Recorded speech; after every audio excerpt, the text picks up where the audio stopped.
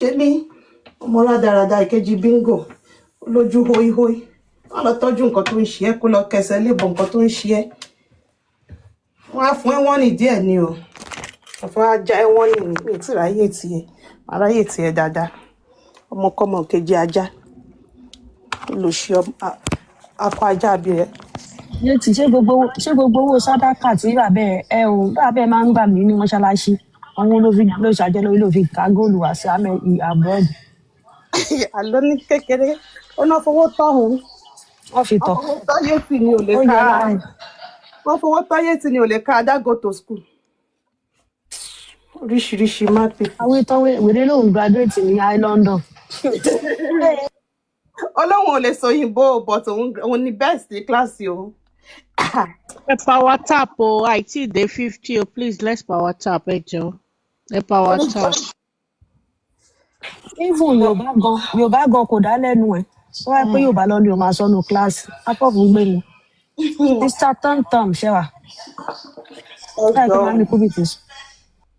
Àwọn àti sùn òru ni wọ́n wà ní táìmù. Wọ́n ti wà níbi 4-6 a.m. ní táìmù wọn bẹ̀. Nílùú wọn ń bẹ̀ wọn. Ẹ jọ̀ọ́ kí ló ṣẹlẹ̀ sí Queen Alájà o? Àti Vengeance lọ́jọ́ ń ké látijọ́ ẹ̀, wọ́n sunkún gidi ni o. Gbogbo fídíò tá a post ní bíbáyìí tí wọ́n fi gbé Vengeance jáde, àṣé ó wá copy ẹ̀ bí ó wá save ẹ̀, òun ló fi ń bá Vengeance jà o. Àwọn pípọ̀ ìburú o. Ìbí nígbà tá à ń ṣe ṣó yẹn gbà yẹn. Loyalty at all. Ìgbà tá à ń ṣe ṣó yẹn gbà yẹn, ìbí wọn bìlíìfù wá pé Vengeance la gbé jáde. Ìbọn là ń parọ́ ni. Ìbọn ní kò ṣe Vengeance la gbé jáde. Ọjọ́ yẹn wúmà yẹn ò sùn o. Ìyá Charlie kò sùn ló ń ké. Queen wọ́n fi pé ó ti heal nígbà yẹn ni. Ẹ̀yin tẹ́ bá mọ̀ Queen, there was a time ó ń scream tẹ́ pé neighbor ní láti pọlọ́pàá lórí ọ̀rọ̀ J4M yìí náà ni o tó ń pariwo kọ́kán jọ yẹn. But ọ̀tẹ̀ yìí Mayor, I stand with her. Mo like bó ṣe ń wá fún Definitely. ó bá tiẹ̀ jẹ́ yẹn wá ń gbé Wùmí lòun wá ń ta sí kó ó nà lórí ó nà. Máa fún jẹ́ I stand with her lọ́tẹ̀ yìí. Enemy of my enemy is my friend. Kó máa mú lọ. Kó bá yé ẹ̀jẹ̀. In fact, wọn ò ní loyalty, wọn ò ní kankan. They are just born. That's annoying part of it. Èmi mo báwo èèyàn ṣe máa ń ṣe nǹkan. I don't know. Mo máa ń sọ pé I'm a crazy fan of loyalty. I don't know. I can't even trade. I don't do 99%. Honestly, if it's not 100, please go. I don't know. Mi ò tiẹ̀ lè fake good morning gan. I don't know bẹ́ẹ̀ máa ṣe. Ẹ máa sọ pé wà tèèyàn jọ ń ṣe. Òyìn kan wá gbé àṣírí ẹ̀ síta. Mo wá ń keep ẹ̀ in case tá a bá jà. Ọmọ rẹ̀ no. Like these people, they tí ẹ mọ nǹkan tó ọmọ bó ṣe máa ń maintain, bó ṣe máa ń water friendship. Because I don't know. Well, I don't know, Sha. I don't even want to go into details. Because I can't imagine.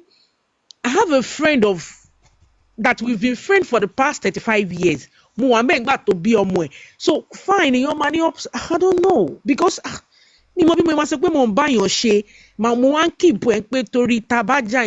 I don't know. I really do. I don't know. Like, mo ń try láti understand, but me understand at all. Ìpìlẹ̀ wọn nìyẹn o. Olórí ẹbí wọn ni founder. Ó mi ò bá ẹ sọ̀rọ̀. Ẹ fi mí lájàre. Ó lọ jí Bluetooth. Ṣé earpiece ló jàbí Bluetooth? Èèyàn Fọláṣadé olójú dúdú. Ó lọ jí earpiece. Yomi Fabiyi Anini the second. Oyenusi the third. Gbéwìrì. Ó lọ jí earpiece. Ó wá ń ké. Ó lọ ń ṣépè lórí platform Papa Shit. Ó lọ ń ṣépè. Ó lẹ́ni tó sọ báyẹn kíníkan. Ó tún jí slippers Perkinson. Stop now. Mo sì gbọ́ earpiece. Bóyá Dr. Dre àbí Dr. Beat. Dre by Beat ní earpiece tó jí àbí Boss. Ṣé Boss ẹ̀ ní earpiece àbí Boss? Ó tún wá jí slippers. Emoji. Ó jí earpiece o. Wọ́n wà ní fídíò. òun àti papa shit ó kù díẹ̀ báyìí ìṣẹ́jú kan ló kù. ẹni pé Becky said it. ẹni pé Jàgùdà bàbá Kóredé bí earpiece. Ó jí earpiece ọ̀nà tó ń sọ Èyà kọ́mẹ́ǹtì yẹn wọ́n ló tún orúkọ ọmọ ní Sàmí ọmọ Yọmí ìyá nínú. má ǹjẹ́ ò lọ́sàn yẹn. àná ni orí ṣòwò. orí papa shit. ẹ sọ̀rọ̀ tán mo máa fẹ́ ganu sí o ká gbọ́ jẹ́ lọ wa. ó dàpọ̀ wà lórí afro gossip ni mo ti lọ wá kọ́mẹ́ǹtì yẹn. ó bínú. gbé kọ́mẹ́ǹtì mi. àná wọ́n sọ ènìyàn kan ló gun orí pílátífọ̀mù papa shit ó ní ìgbà táwọn lọ sí Àbújá tó lọ ń sùn ẹ̀gbẹ́ títì yẹn àṣàwọn kan wọ́n tún lọ pàdé lẹ́yìn táwọn ò rí lórí fídíò táàrí lórí fídíò so bí ẹni yẹn ṣe ló ń gbàgbé APC òun sílẹ̀ àwọn kan gbogbo wọn ń ṣe oríṣiríṣi fídíò bí ọ̀fọ̀n ni Yorùbá máa ń pè ọ̀fọ̀n Yọ̀mí ó gbé APC ẹni yẹn kò mọ̀ pọ́n ti rìkọ́ọ̀dù ẹ̀ sí fídíò so CCTV wà o 3 seconds video wà Yọ̀mí. ọ̀pọ̀ àlọ́fọ́ ló ń kígbe fìrídì ọ̀kẹ́ o Jàgùdà Yọmí Jàgùdà bàbá Kóredé the one Jàgùdà thief earpiece. so bí ẹni yẹn ṣe lọ sọ́dọ̀ papa shit lánàá nìyẹn pé ìgbà táwọn lọ fún Àbújá kinìkan o. ẹjọ ṣé ẹ lè sọ how many hours ago so kí n lọ wá. ẹ lọ sórí afro gossip. ibẹ̀ ni mo wà ní. táwọn ti dàpọ̀ bọ̀ ẹ máa rí ibi tí papa shit ti ń sọ̀rọ̀ ìrántí. so bí papa shit ṣe sọ pé àbí Yọ̀mí it will be around this time yesterday or àárọ̀ àná it was around so it's about 24 hours ago so but mi mọ time tí afro gossip gbé sí orí kíní wọn. so bí papa shit ti sọ pé ọkùnrin méjì ló wà níbi show yẹn níjọ́ yẹn o Peckinson àti Yọ̀mí ló wà ń bẹ pé àbí Yọ̀mí ló jí APC ni àṣeyọ̀mí wà ní FYP bó ṣe bọ́ síbẹ̀ nìyẹn ló wọ́n lé pé ó ní kán má fi kinní kan bóun ṣe dé pé ó kọ́kọ́ lo fake profile ẹ̀ ló fi wọlé pé wá ìtàn ṣe ń sọ pé Yọ̀mí ló jí APC so ẹni ẹ wá sọ pé ṣé Saturday ni àná lẹ́sẹ̀ play ènìyàn burú àná lèmi ṣe ń gbọ́ lórí bí wọ́n ní Saturday ni tọ́mtọ́m so yeah it was around 9 a.m. yesterday no play but ènìyàn burú lọ sí wọ́n ti lọ bí iṣẹ́ anyway bí ó ṣe wọ́n lè pè ní ẹ pé why tí wọ́n ṣe block òun ó wá kúkú gbé Yọ̀mí Fábíyì ẹ̀ wọlé wípé òun lòun ní fake profile tóun fi comment yẹn pé wọ́n ìtọ́sí máa parọ́ olè mú wọn ní ṣé ọkùnrin méjì péré ló wà ń bẹ̀ ìwà àti Peckinson so tí ìbá ṣe wọ̀ bìkọ́ gẹ́yẹn sọ pé ọkùnrin ló jí APC òun bí papa shit ṣe change fún ni ẹ pé kí ni kókó rẹ̀ sọ̀hún pé kí lóun ti sọ ṣé òun ti sọ̀rọ̀ ni ṣé ò kì í ṣolè ni olè ní ẹ̀ náà scammer wash so bí ọ̀rọ̀ yẹn ṣe jẹ́ nìyẹn ni èmi mọ̀ in fact statement of facts affidavit of facts in fact it is statement of fact pé Yọ̀mí Fábíyì Lukman pé olè ní Jàgùdà Pálí ani ní the second first of his name Yọ̀mí Lukman ọmọ Fábíyì D1 ní orí eléyìí with the antecedents of Yọ̀mí Fábíyì I am accepting. I don't want to know who the girl is, but with his CCTV one now, Shibani 3 seconds video states a máa mobilize àwọn ọlọ́pàá Abuja FCID là ń gbọ́rọ̀ ẹ lọ ẹ ṣe jàre ẹni pé kí ni ẹni tó lè gbòdìndì 800,000 naira tó fi lọ ṣe ráìsì tí wọ́n rí a grain of rice níbi tó ti lọ ṣe protest ẹni tó tán gbogbo díndí àwọn àgbàlagbà kúrò ní gbogbo ìlú tó wà tó láwọn fẹ́ lọ rí commissioner of police tó débẹ̀ tó bẹ̀rẹ̀ sí ní lọ ń sọ rádaràda ẹ wá ní kínní ó lè ní is a statement of fact so òun dẹ̀ lẹ́tí ń kà ní comment section wọ́n ní Peckinson náà tí wàá sọ pé ó jí bàtà òun Yọ̀mí ṣe kí ni ń dá ẹ láàmú páàgùn ń dá ẹ láàmú ó ti ṣogun tí ìwọ ló pàjá 27 ìwọ lè ṣùn lé kiri ìwọ ló lọ bẹ́rí sí di ògùn ìwọ lògùn ń lé kiri wo ìwọ pàjá Ọmọ́wùnmí gba lion wọ́n ṣí zoo lẹ̀ gbogbo lion tó wà ní South Africa náà ṣí sílẹ̀ fọmọ́wùnmí níjọ́ yìí tó ń bá lọ sí South Africa ń sọ wọ́n ṣẹ̀ṣẹ̀ ń build àwọn nínú lions ní gbogbo ètò wà ń bẹ̀ ǹjẹ́ ẹni wọ́n ti kó fọmọ́wùnmí ó lè pàjá 27 owó orípò ògọ̀ ó bàjẹ́ ó fẹ́ fún Ògún lájà òun fún Ògún ní pọ́pì ṣé Ògún sọ fún pé bí ń pa òun ni ó fún ní ajá tó gbò fún ní bulldog ó fún ní àwọn golden rottweiler kìíní yẹn ó lọ fún ní ajá kòkòrò ó jẹ́ kájá yẹn dàgbà ìkà ni ọmọ èèyàn ìkà ni ẹ̀yọ̀mí ó jẹ́ kájá alájá dàgbà pọ́pì ló lọ pa náà. You have to be a wicked kind of human being kó mú ajá kó pa. Ajá is next to humans in the kini. Dog is man's best friend. So òun lè ṣe rí tí gbogbo wọn ń ké kiri tó fi lè pa ajá sí di Ògún ó lè pa ọ̀rẹ́ ẹ̀ tán bá wá ìdí Yomi Fábíyì àbúrò ẹ̀ tó kú ìfá papa sì ti bí pé ṣó ti jà fún ọmọ ajá ló pa ọ̀ ẹ má gbàgbé. náà mo sọ ọmọ ajá ni báwo lèèyàn ṣe máa wo títí tó máa pa ọmọ ajá ìwọ tó ṣọmọ ajá tí ò jẹ́ ó dàgbà ìkànnì ẹ jọ̀ọ́ bá mi block D1 bá mi block D1 because èmi ti rí statement of facts there is video evidence there is 3 seconds video there is CCTV video there is confessional statements that Yomi Lukuman Ọmọ Fábíyì jí Bluetooth ó dẹ̀ jí slippers D1 tẹ́ bá sọ pé gẹ̀yìn wà unstable ṣé Perkinson náà wà unstable ẹni tí tó bá ti gbọ́ lórí J4M yìí. Mayor statement of fact náà. bẹ́ẹ̀ ni ẹ máa baby sọfúnla ṣe jàre wọ́n tẹ̀ bá mi sọ pé she is unstable who are you fighting for ẹ jẹ́ ká máa mọ tá à ń ṣe o it is statement fídíò wà CCTV wà. There is confessional statement, there is circumstantial evidence.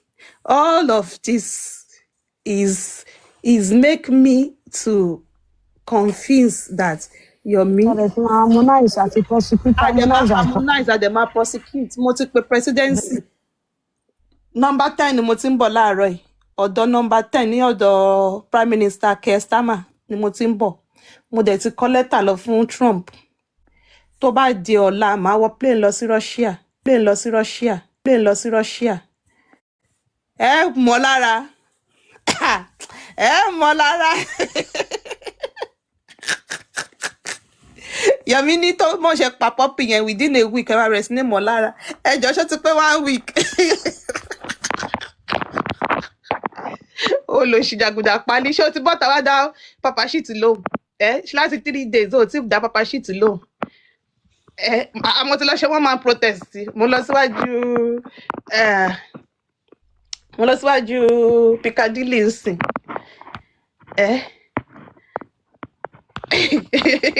yeah she wants to share the video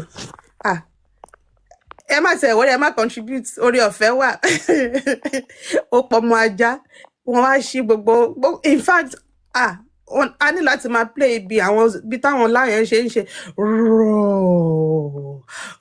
rọ́ọ̀ mọ́ kọ́ pé kí ló ń ṣẹlẹ̀ àwọn ará South Africa gan tẹ́ bá dórí Instagram wọ́n ti ń bínú wọ́n ní gbogbo zoo gbogbo lion táwọn manage ẹ kó gbogbo ẹ kó fún Ọmọ́wùnmí Cynthia Àjọkẹ́ but ìjọba ti sọ pé kó máa worry wọ́n máa bá wọn build new lions pé kó máa worry pé ṣé ìyẹn ni ọmọ wa lélẹ́yìí ẹjọ́ gba lion meanwhile èèyàn kan mú ó gba owó ajá 27 ó pa ajá ẹyọ kan ó wá ní kórí ajá yẹn máa jà tí orí èèyàn gan bá tètè mú ẹ orí ajá yẹn mú ẹ jọ.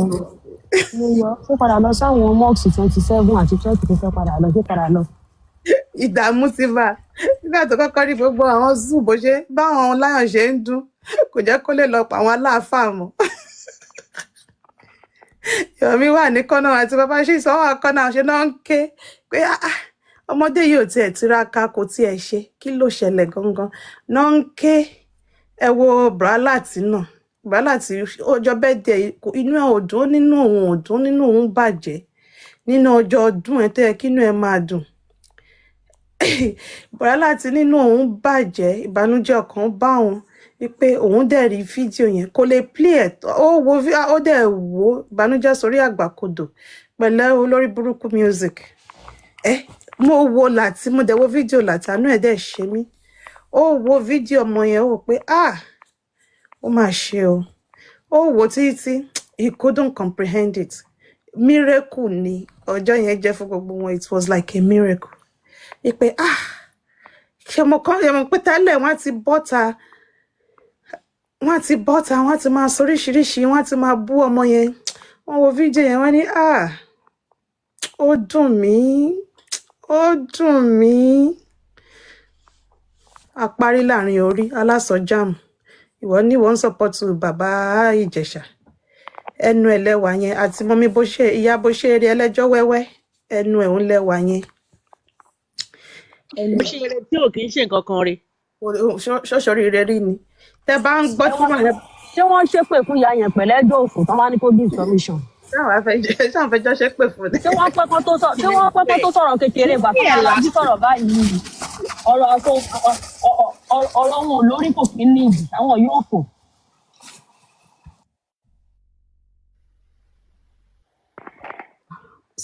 wọ́n lè sọ̀rọ̀ 2 hours láì ṣàtúnṣe wọ́n dẹ̀ máa bó tuntun wọ́n tún slow. Nǹkan tí mo ní ẹ̀rẹ́ sọ́ọ̀sìn bọ̀dá Láti ọlọ́run á jẹ́ kẹ́ ṣe kinní kan a máa bá yín bọ̀dá Láti.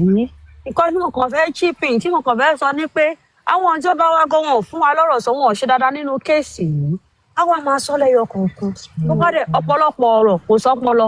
Ìyá àjẹ́. The woman no get ọpọlọ. The woman slow ní kékeré wọ́n slow. Wọ́n fà bí ìgbé. I was trying to kiss. Tó bá yẹ kó kiss wọn ṣé nǹkan dáadáa ni àbí irú àwọn ṣé kò yẹ kó lọ pa àwọn ìyá wo ṣe ti gbọ́ ẹ má jẹ. Àwọn èèyàn máa kéré dábàá rí nǹkan tí spicy sexy goat ń sọ ní pé bàbá Ìjẹ̀ṣà fẹ́ mú ọyàn ni ní pé kò lè sọ bẹ́ẹ̀ nígbà tí ò ṣe èrè. Màá sẹ̀ǹdẹ̀ sí lórí green app tábà rí show yẹn tábà rí show yìí Sexy Me yẹn ó yẹ kó lọ pa Sexy Me àtàwọn tó lórí platform yẹn dànù. wọ́n rò bóyá wọ́n ń bá yàgò. not even sexy ugly hair ló yẹ kó máa jẹ́. ó ń pọ́n rẹ̀ lé ní ṣe mọ̀ pé wọ́n ní tálàǹgbà bá jábọ́ sílẹ̀ ó máa wo right á wo left á ní tí ò bá sẹ́ni tó bá pọ́n òun lé òun á pọ́nra òun lé nǹkan tó ń ṣe nìyẹn. So she's trying to hype herself but there is nothing to hype in her.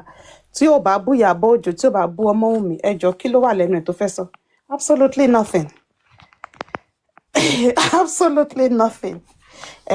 In the news. ó ní ojú princess gangan bàbá Ìjẹ̀ṣà ti ń fọwọ́ kan ọmọ yẹn ó ti ń fọwọ́ gbáǹdì nípa ọmọ yẹn dúró kí princess bọ́ta nìkan wá bẹ̀rẹ̀ ipa tó ń ṣe. Tó bá rí bí sexy goat yẹn ṣe ń sọ̀rọ̀ ẹ lè lọ yìnbọn pa. Àwọn abiyamọ míì wà ẹlòmíì ò bímọ náà. Wọ́n máa fẹ̀yìn ẹ̀ta gbá láàsì ni. Ó yẹ kó fẹ̀yìn ẹ̀ta gbá ni. Wọ́n máa bring it back to Naija. Wọ́n fẹ̀yìn ẹ̀ta gbá láàsì ni. In the news this morning, for you people saying trash about the Baba Ìjẹ̀ṣà case, this morning a guy or a pastor has been sentenced to 17 years, how many years in prison in UK, in the Liverpool court, for grooming underage girls between the ages of 14 and 17. It is a grievous offense for grooming and for having knowledge of a child that was less than 14. It's in the news this morning. So, and this person has just been sentenced in Liverpool Crown Court. So if you think this is a joke, yeah, is it 14? Thank you. Tom, she send it sí yẹn o. So online lẹ́wà ẹ sọ̀rọ̀ bó ṣe wù yín bí wọ́n ṣe pọ́n Dr. Ọlálẹ́yà àbí kí nìyẹn ń jẹ́ tán ṣe pọ́n létí tí nìyẹn ó ti ń cool down ní ẹ̀wọ̀n díẹ̀díẹ̀ ni. Fully charged, battery fully charged. Unplug charger. ẹ ti ẹ̀mí ètò ìṣẹ́ ok ṣé wà ẹ káàárọ̀ sà. Ó máa tó jọ mẹ́ta jọ tó bá give submission tó ní question kan mo fẹ́ béèrè. Ẹ sáré béèrè ẹ lè béèrè. Kí n sáré béèrè jọ á má dáa fún ẹ o ò ní sọ ọmọ nù wàá jèrè o. àmì Ọlọ́run, ò ní báláyé fọ́ọ̀tì o. àmì Jésù. Jọ ọjọ́ tó kọ́ wa ní kinní kan bíi kí ló ní ká máa fi tọ́mtọ́mù ṣe ná. kábòsí lẹ fẹ́ ṣe kan títẹ tí ṣàdúrà bí oníbàárà yẹn mo ti sọ kábòsí lẹ fẹ́ ṣe. tọ́mtọ́m ẹ ti wọ́ lọ́wọ́ ọ̀tún bá mi ṣe wà yìí. Miyọ̀ jọ má sọ pé mo dọ́rọ̀ mọ́ ẹ lẹ́nu go on. Ẹ ṣé o bàbá wa. In fact mi ìtẹ̀fẹ́ dá sọ̀rọ̀ Bíọ́lá yẹn tẹ́lẹ̀, but èmi ti sọ látijọ́ yẹn pé Bíọ́lá Báyọ̀, you should be cancelled. She's not sorry. She's sorry because she was caught. She saw the backlash from the society, and that's why she's saying sorry. That woman or that lady or whatever she is not sorry one bit. Torí pé àwọn èèyàn wọn gbà lọ́wọ́ ẹ̀ bó ṣe expect. Òun ló ṣe sọ pé kán má bínú. Kò um, kò sí nǹkan kan tí she is happy, she wanted to trend. But ó ti ṣe mọ̀ wọ́n ti wò pé society wa is a society that enable bad behaviour. Because if you called yourself a journalist or an investigative journalist and you're saying to a convicted criminal that you want them to come and say their own side of the story, the point is that is why the court is there. He has been tried in a competent court of law, and that is why you have defense lawyers, and that's why they are there to defend you. You are in the court to say your own side of the story. You don't now serve your time and now come out and be singing the section, because that is only to fema calling. See one bad bait, if you are not a nuisance, you will not have fallen into it. Thank you, Sexy Babe. She is not sorry at all. And I'm saying it with my full chest that that lady needs to be cancelled. And I know she has helped people with their IVF journey and all those things. With the behavior she has, to put out in this case, in fact, she should be investigated. Kó má ṣe pé ó wà ní ara àwọn tó ń lo àwọn ọmọ kékeré as a human kí ló máa ń pè wọ́n ná dúkìá ẹran mi létí òyìnbó yẹn, àwọn tó máa ń lo àwọn ọmọ kékeré Figbe oyún, there is a word for it. She should be cancelled and she needs to be investigated, because if she sees nothing wrong in a pedophile or his behavior, then she is part of the problem. She is part of the problem in our society. Yeah, thank you, Emoji. She's a human incubator. They need to check her out. She's one of those people that probably use underage girl. No, it's not the surrogate, the one that is illegal, the illegal one that they use human incubator, they use underage girls, get them pregnant, keep them somewhere, take their baby, and then push them out. So, and in fact, she's probably one of those human trafficker. That lady needs to be investigated because the behavior she has put out shows that she is sneaky and she is very dark. There is something very dark around. I've never followed her. I've never been her fan. But looking at that interview, listening to it, you could feel something dark surrounding her. And she needs to be really, really investigated. And like everyone have said, they said she did not put down that video. She only hid it. What is she hiding it for? That woman needs to be investigated. Yeah, baby stuff like this is a big problem in the East, especially in Enugu area. They get all these underage girls, people assume they are missing, but they put them somewhere, get them fertilized. Some of these, I talked briefly about the complications surrounding IVF, surrogacy, and something sometimes ago, especially women having of hyperstimulated ovary when they get prepped for IVF. These are things they don't tell these people about. All these are there. These are information they don't tell all these proposed surrogates. So this lady needs to be really investigated, and that is on point. She needs to be cancelled ASAP. The fact is, Otumba, last week, the week she did that interview, the situation that happened in Ozoro, in Isoko, Delta State, about they having festival, something, harass and one more, it was very distasteful. Now, yeah, it's happening. And you know what got me really upset when she did this interview was that same week was video circulating about this festival that's been going on in Ozoro area, is an area in Isoko Delta State, that there is a day that has been set aside that women are not supposed to come out, and if they come out, they get raped and all those things. And the way this thing has been swept under the carpet, and 2 days later, you came out, brought a pedophile onto your podcast or whatever it's called. So now celebrating makes it more distasteful. And I think that even made people to be really upset. Women that have sense were really upset with it because just few days ago we could see the videos of women being stripped naked, girls being harassed, saying, imagine if you are a visitor coming from another part of the world or another part of the country, you have no idea of what goes on in Ozoro area. It's like the oral things that happens in some parts of Ogun State. Kema, when you're not part of that culture, obviously you don't know. And then you start being beaten, you start being harassed. Videos are circulating. Nobody has been arrested to this point. Then one person came out and said she's giving a platform for a pedophile to come and say his own side of the story. What happened to before you think police will just take a case and take it to court? Prosecutors decide cases that goes before the courts because no prosecutor wants to lose a case. And that being said, they would have back and forth with his lawyers and all those things. So this setup did not fly with a judge that was competent to do that. You went to court of appeal, they still upheld your sentencing. You came out. Instead of you to have been rehabilitated, no, you come out because you think our Nigerian society is the one that enables bad behavior. So you can come out and just want to reintegrate yourself into the society and keep on doing what you're doing. That is what you all are saying to us. You and Nika Ifele needs to be cancelled. And that is my own, because there is nothing anyone can say to me that there's something very, very, very dark about that Biola bio. She needs to be investigated, and that is it.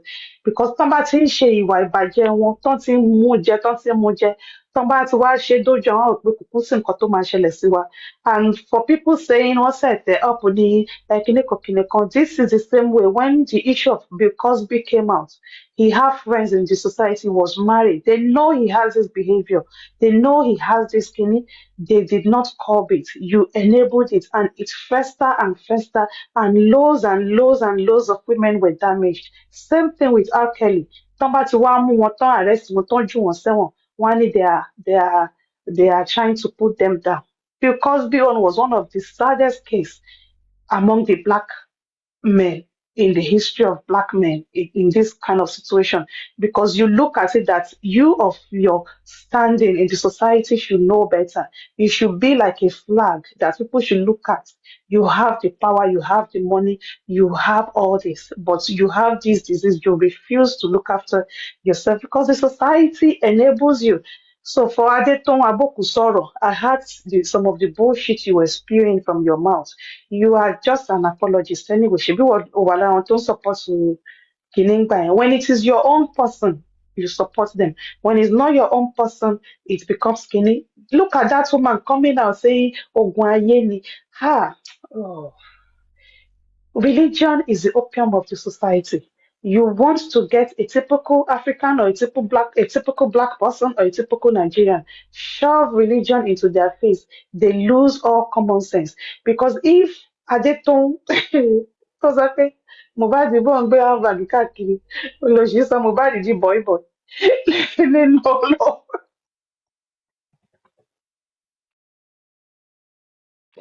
Ẹjọ́ tún máa ṣe rántí ìgbà yẹn, àwọn wípé máa fojú wa hàn kan, Káńdì ṣe wà ń bẹ̀. Tó lóun tún lọ sórí orí òkè méje kọ́ ló lóun lọ ń gbà mo wà ń bì ó yẹn. sọ Mohbad di káyá. Ẹ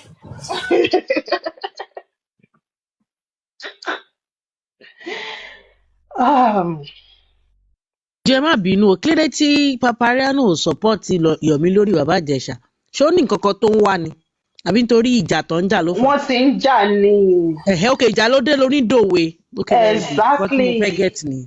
Torí mò ń pàṣẹ sí mo rí tó ń sọ pé nǹkan tó ń sọ mò ń wò pé àbí wọ́n ti change Papariano. ó ti ń sọ ti pẹ́ o, kò support ẹ lórí bàbá Ìjẹ̀ṣà o. Because most of these boys are living that low. wá sókè sísá Cindy bóyá wọn Cindy fún mi. Wọ́n láwọn ń drive lẹ́ẹ̀kan yẹn. Wọ́n máa gbé yín sókè when she gets to the phone. Because most of these boys that are hating, that are homophobic, they are living down low. Ó dà pé nínú ẹ̀wọ̀n yẹn wọ́n ń gbá wọn ní ẹpọ̀n dáadáa.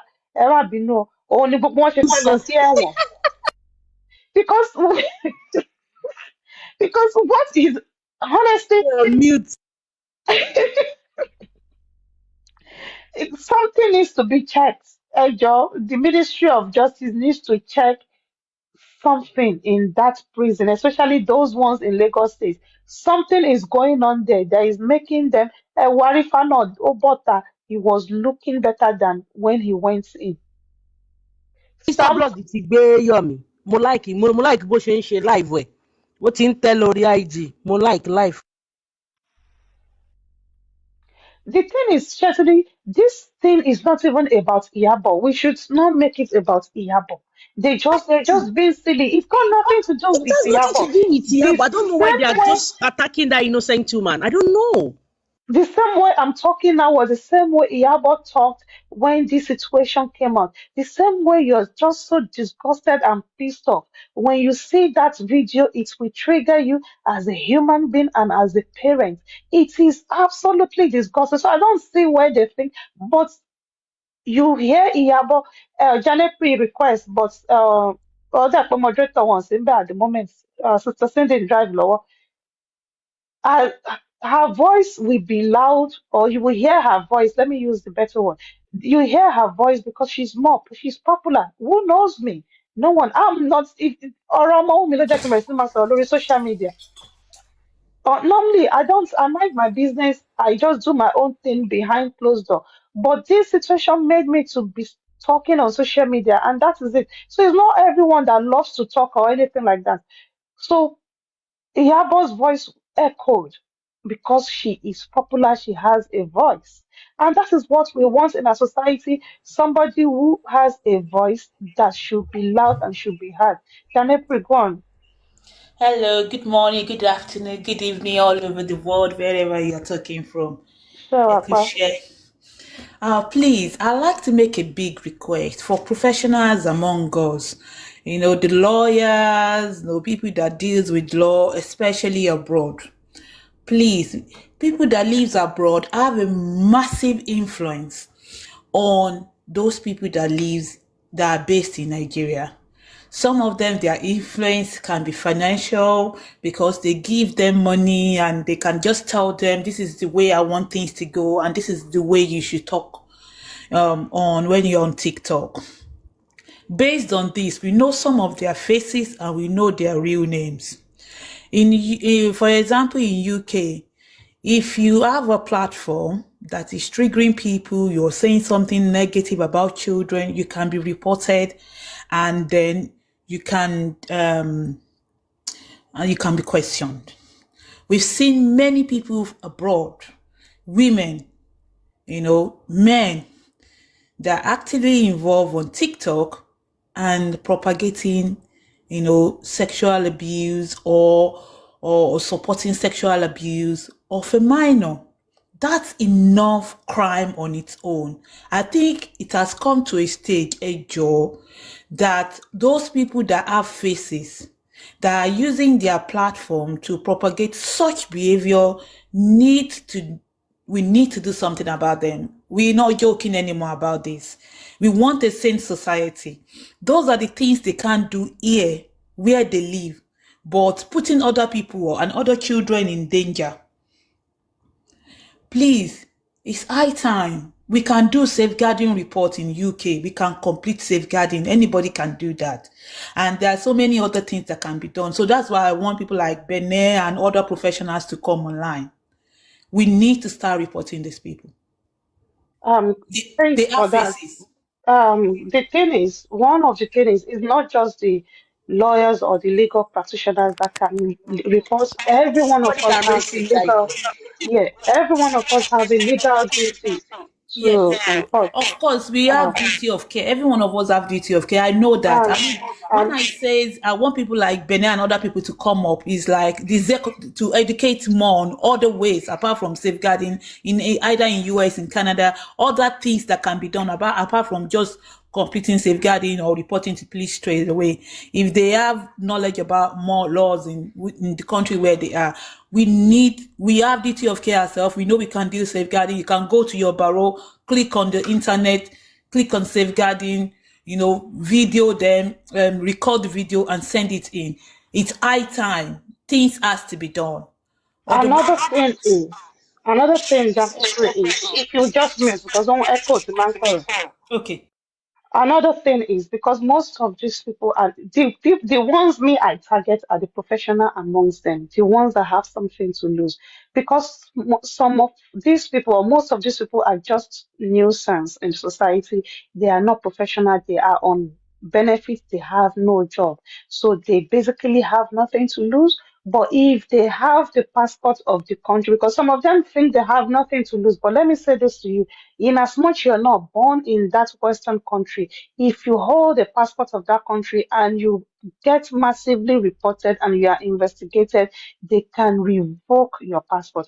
Especially if you hold a passport of another country, you are not made stateless, you can be deported. So when some of you think because you are not a professional, you can do anyhow, let this be a warning to you. You do anyhow, you see anyhow. You play stupid games, you get stupid prizes.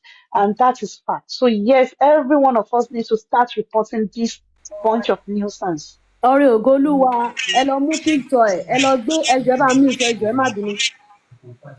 ọ̀rẹ́ ògolúwa ẹ mú píktọ̀ nǹkan tó gbé sórí péèjì ẹ bá screen record ẹ bá gbé pamọ́ kẹrìpọ́ ní UK ló wà wọ́n ti ń ṣe é tipẹ́ ilé lọ́ọ́ máa fi ṣàṣemọ̀. So based on that, everything, honestly, if you see them on that platform, whether they are the ones saying it or they are using their own platform to propagate rubbish, I think it's high time. They should just stop giving us bad names, giving Nigerians bad names, bad labels. There are so many, good people in Nigeria, but because the way these stupid idiots are just they present their platform, the way they do things online. People in Nigeria now believe, oh, that's how they do abroad. You hear them saying, but when abroad not change we can abuse child. Sorry, please, just a minute. Candy, are you telling me go picture more sorry page is that what you are saying? wọ́n ló gbé sórí péèjì ó ti block No, mo ti lọ sórí page wọ́n ló wà lórí péèjì wọ́n lọ gbé lórí péèjì kan save kan screen record péèjì ẹ screen record péèjì kẹ́ gbé picture yẹn nínú bẹ̀ àti picture titi ẹ̀ náà. Everybody should deny pé kò ṣe péèjì òun. You understand? There's a limited thing Nigerian government can do. At the same time, we need to call Nigerian government out. We need them to come out and tell us anybody on what is the policy and procedure for people on the sexual offense register. What are their limits? What is it they can do either on social media or if they need to bring that out? Nigerian government, we need to tag Nigerian police because this rubbish has to stop. Many of us, we are ready to write petition against some certain set of people. You understand? Including Baba Jesha themselves. I'm happy to donate money hugely to that. Also, in regards to Yomi and some nuisance, especially people that live abroad, we want things to be done rightly. We want their passport to be revoked. We want their job to be affected. If they can live in a civilized environment and protect their own children at home and expose other children to harm. This has to stop. It's not a joking matter. We come on social media, we come on TikTok, just complain and complain, but we are not acting. This time around, we need to act. We need to call Nigerian government, police force out. The people with, I don't know how they do it over there. Those that are on, sex offenders. I know what sex offenders are in this country. I deal with some of them and I can tell you they never have a life till they die. You understand? But in Nigeria, it's like one day, one lorry, everybody. This has to stop. Everybody, those ones that comes abroad, those ones that have children here, we will bring them down. If this is how they're going to be spoiling our society and spoiling Nigeria image, we need to do that. Also, in times of Yomi Fabi, please, if anybody can let us know which country he is at right now, he doesn't need to get to Nigeria before he's being reported. He made a nasty, stupid statement, demoralizing statement on TikTok recently. It's all over the newspaper. The police in that country, wherever he is, needs to be informed. All this has to stop. And those that are in Nigeria that are supporting all this, it has to stop. Thank you. Thank you so much, Jennifer. God bless you. And that is what will, by the time we report them massively, the name will trigger, the reports will trigger their name, and it will make them to start looking into them. Even if it is just their local council, they'll start looking into them. These days, even being a cleaner, Ọlọ́run kò ṣe UK, kò síṣẹ́ ní UK mọ́ ń sìn. Iṣẹ́ cleaner gan-an, tẹ́lẹ̀ people always think iṣẹ́ care is the easiest job and iṣẹ́ cleaner. These days, you will need a DBS.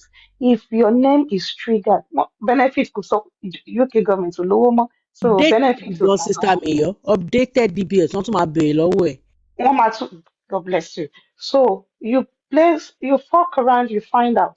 So this time around, we push back. The girl child needs to feel safe. My children needs to feel safe. My boys needs to feel safe.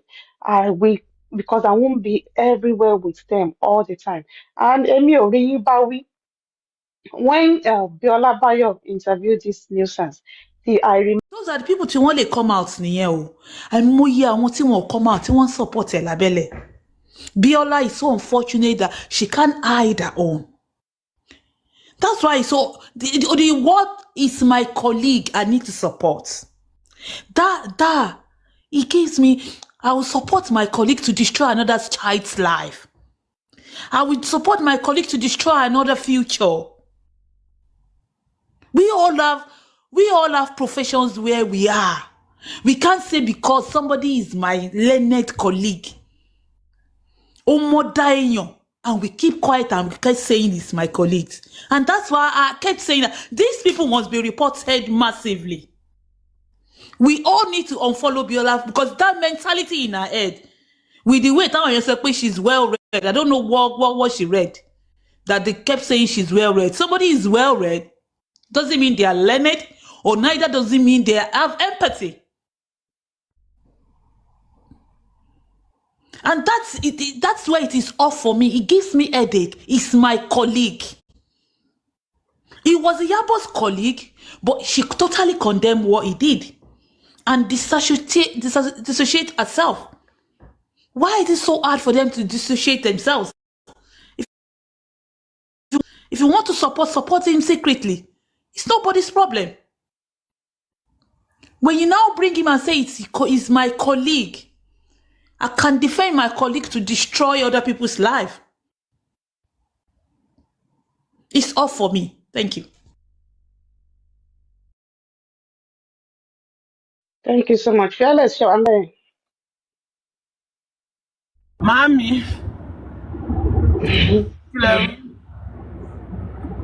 No, that I saw like No, mo kàn gbà tí mo gbọ́ tí wọ́n ní pé wọ́n ní káwọn play, wọ́n ní káwọn bá play, wọ́n ò pọ̀ kìkì nìkan tó play. No, kọ́tẹ́ kan gbọ́ briefly ni kọ́tí láti sọ pé kí wọ́n ṣó ibi tí Ìjẹ̀ṣà tí kí ìfojú ara ọmọ yẹn. But kí ni nǹkan téèyàn expect láti rú ọwọ́ Láti? What is it you expect from Láti? Ṣé Láti ọlọ́pọlọ ṣọ́pọlọ ṣé ìrítẹ́yìn rí Láti yẹn ẹ̀yin rí bí ẹni tó lọ́pọlọ lórí? Ẹ̀yin rí Láti bí èèyàn, ẹ̀yin rí bí ọkùnrin, ẹ̀yin rí bí bàbá. Ẹ gbọ́rọ̀ dẹ̀ tó sọ lánàá nàbí ìjẹta.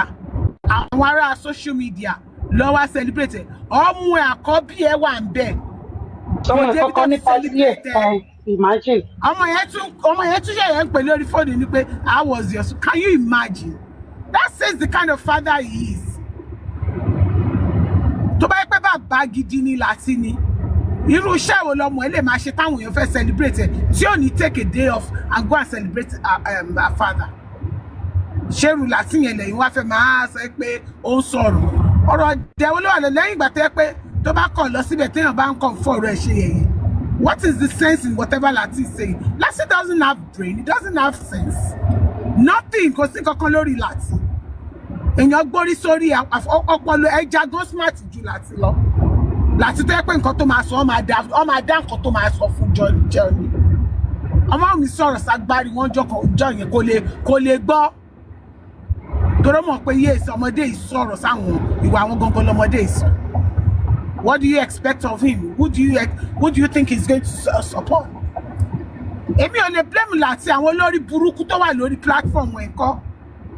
If those one condemn Lati is weather ni Lati. Táwọn ará platform ẹ̀ bá gba báyìí òun náà máa gba bẹ́ẹ̀ ni.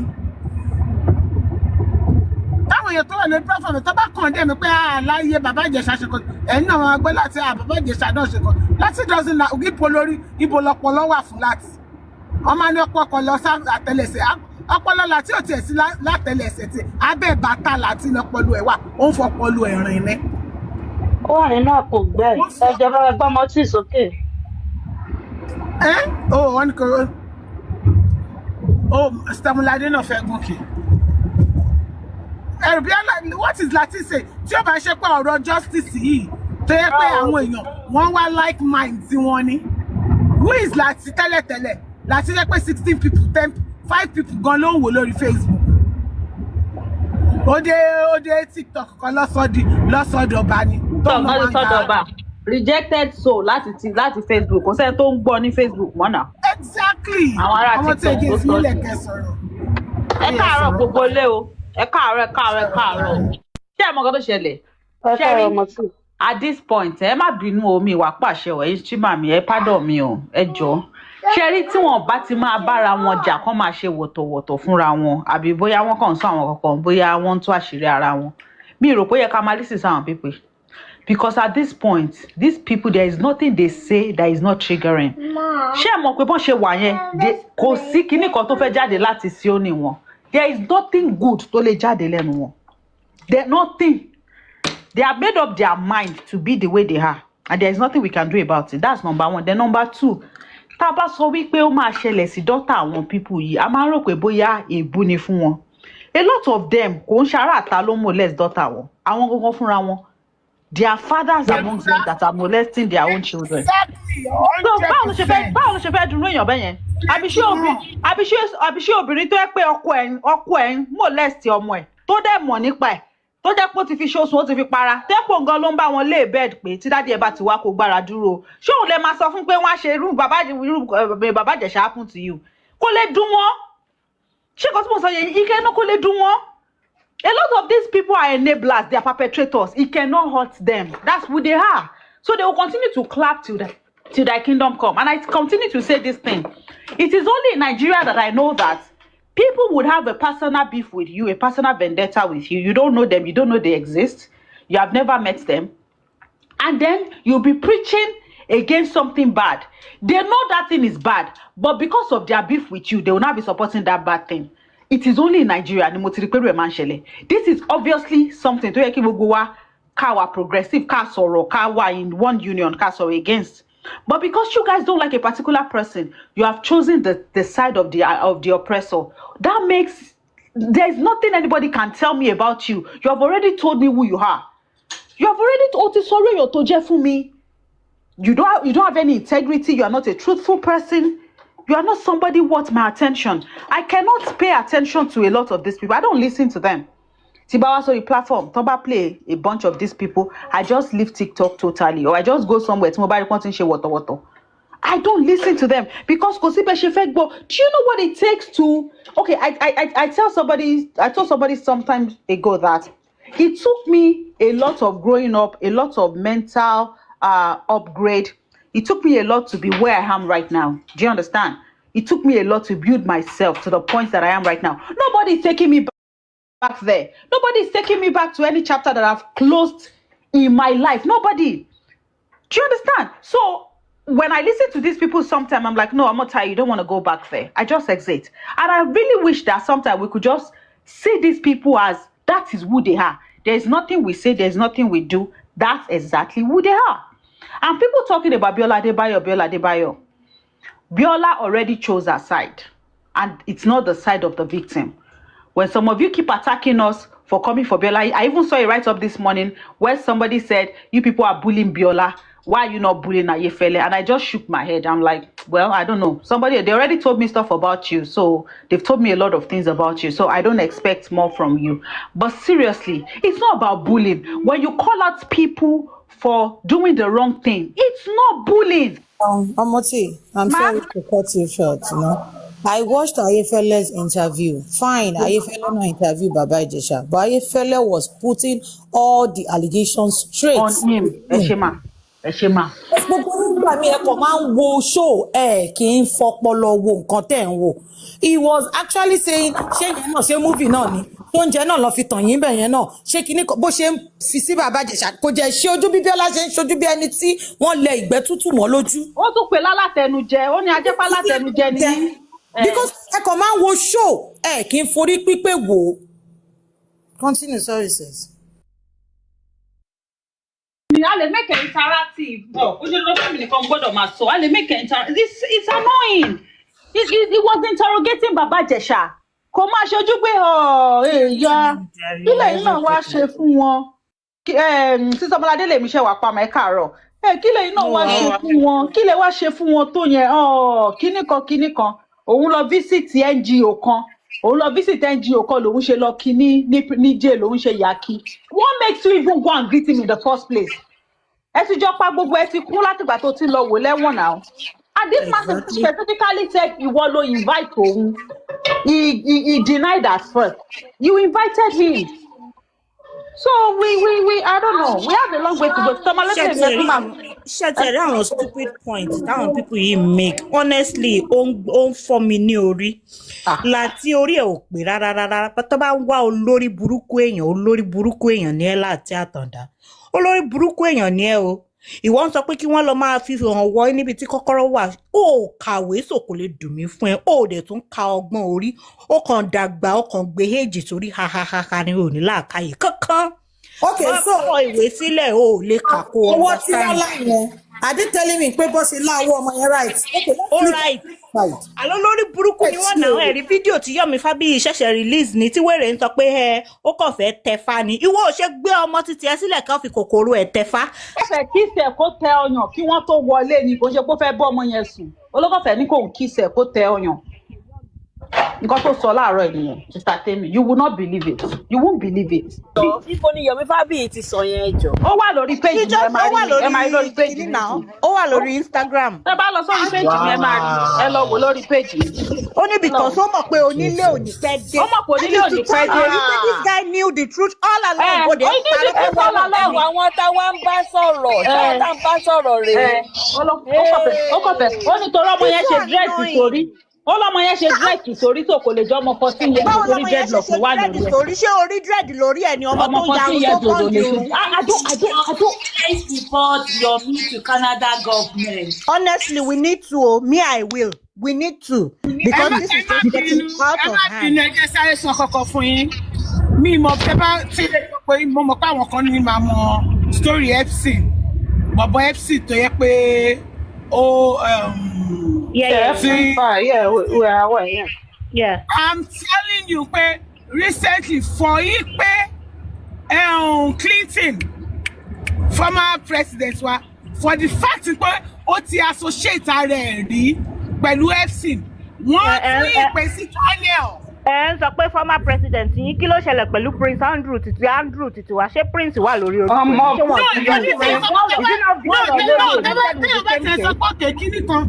Bí Clinton ṣe ti rí tó ti jẹ́ pé kínní wọ́n gbé gbogbo ẹ̀ síta pé you have associated yourself with this person. Àwọn olórí gbogbo ẹ̀jẹ̀. Kẹ́yìn wá fún ìtorí pé o jẹ́ actor tí ò rí bá ti ṣe tí ò rọ̀ náà gbégbá actor wèrè wo ni àbí kò fi dá ọmọ ọba tí wọ́n sọ pé kì í ṣe ọmọ ọba mọ́ torí pé wọ́n sọ sí pẹ̀lú èèyàn. Pẹ̀lú èèyàn exactly. Àjẹjẹ ẹbí mi ẹbí mi máa kọ́. Ọlọ́run tẹ̀ ní jẹ́ nílé nínú ẹbí bódà jẹ̀bi mi máa kọ́ ni. Kọ́wọ́ káwọn onísìnyí pé kí ìkan this that ṣé o ka kéèsì Bàbá Ìjẹ̀ṣà ṣé wọ́n sọ fún ẹ wípé Yomi gan tó tiẹ̀ wá ń sọ̀rọ̀ tó ń hágìl lórí rape olórí kéèsì ó rán bàbá Ìjẹ̀ṣà lọ ẹ̀wọ̀n ṣé o rí guilty of rape ńbẹ̀ ni àbí wèrè àbò lórí burúkú ni gbogbo yín ni abẹ fẹ́ ṣòfò tẹ̀mítẹ̀mí ẹ fẹ́ ṣòfò tọmọtọmọ ẹ fẹ́ ṣòfò tilétilé ni what's the argument about tó fi ń láti máa trigger àwọn tí ẹni yìí ti ṣèkà fún ṣé olórí burúkú ni yín ni do you know what it means for that girl to be waking for his victims to be waking up every single morning kọ́ máa rí àwọn nǹkan tẹ̀ ń sọ ṣé ẹ mọ nǹkan tó mìn ní ṣá. olórí burúkú olóṣì kan tó ń pè ní káṣá máa dúpẹ́. you women torí pé gbogbo yín báyàbọ̀ òjò jà ẹ̀ ń ṣòṣì ẹ̀ ń ṣèranù ẹ ti gbàgbé pé ẹ bímọ.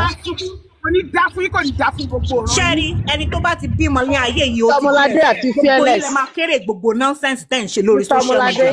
Tẹ́ bá feel pé social media is a place for you to express yourself anyhow continue ṣẹ́rí ibi tó ti máa down fún yín ẹ máa wá ẹkún ẹ̀ nírí ẹ máa wá ẹkún ẹ̀ nírí. Ẹ jọ̀ọ́ a ní ìdàtí rìpọ́ọ̀tì ọkọ tí Candy sọ ẹ jẹ́ kí n repeat nǹkan tó sọ. mo ti lọ gbé gbogbo nǹkan tó wà lórí page ẹ̀ Ó ti page ẹ̀ post méjèèjì picture mo ọmọ ti yẹn. gbé. Very good. Ó tún post picture ọmọ yẹn who does that Fearless tó bá ṣe ti jẹ́ ọmọ gbọ́ tí wọ́n bí ọ̀rẹ́ nínú ògo.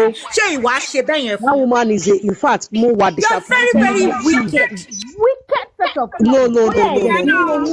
ṣebí yàmí nìyẹn náà ń follow yàmí ló follow náà. lè sẹ́ ẹ̀. àwọn olóṣì ẹ̀dá. Audacity tó ní tó fi post tó wọ́n náà dẹ̀ bímọ. No.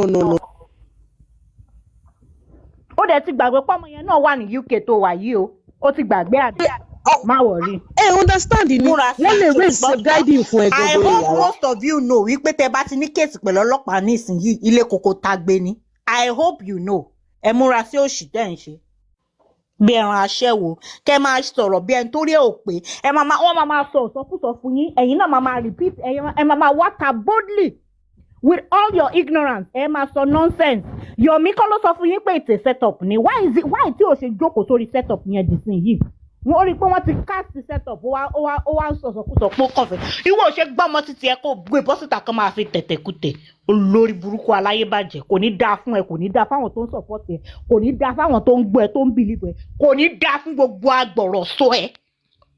sórí wọ̀lá tó bá wọ́ kò dé ìjà fún ọmọdé wọ́n bá dé sí bẹ́ẹ̀dẹ̀ tó ṣe bẹ́ẹ̀dẹ̀ àti tó ṣe kò rí ọmọ kankan kò wá yẹ ẹ sí. ohun yín lọ mà. Ohun yín lọlẹ̀ Sista Ọmọládé o.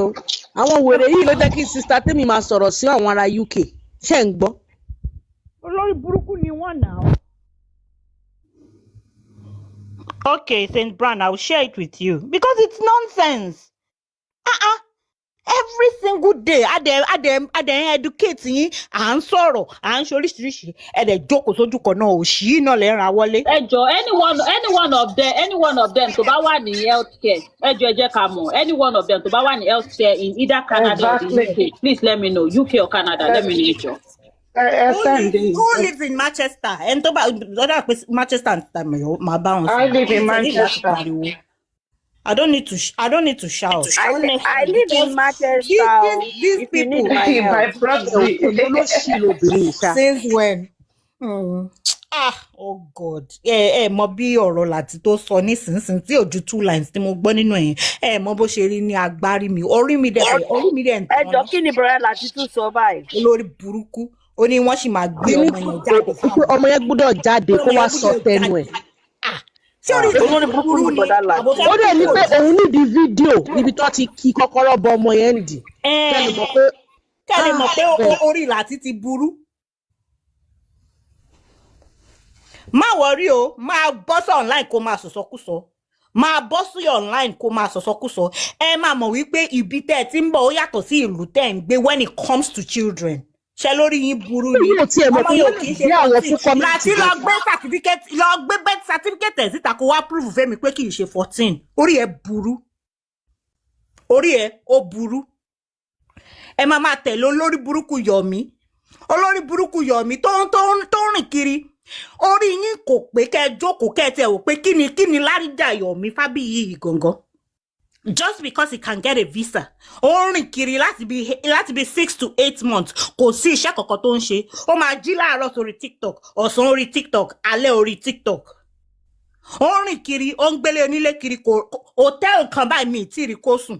Ó ń gbélé onílé kiri, ẹ̀ẹ́dẹ̀ bèrè lọ́wọ́ pé kí ni iṣẹ́ ọwọ́ Yomi.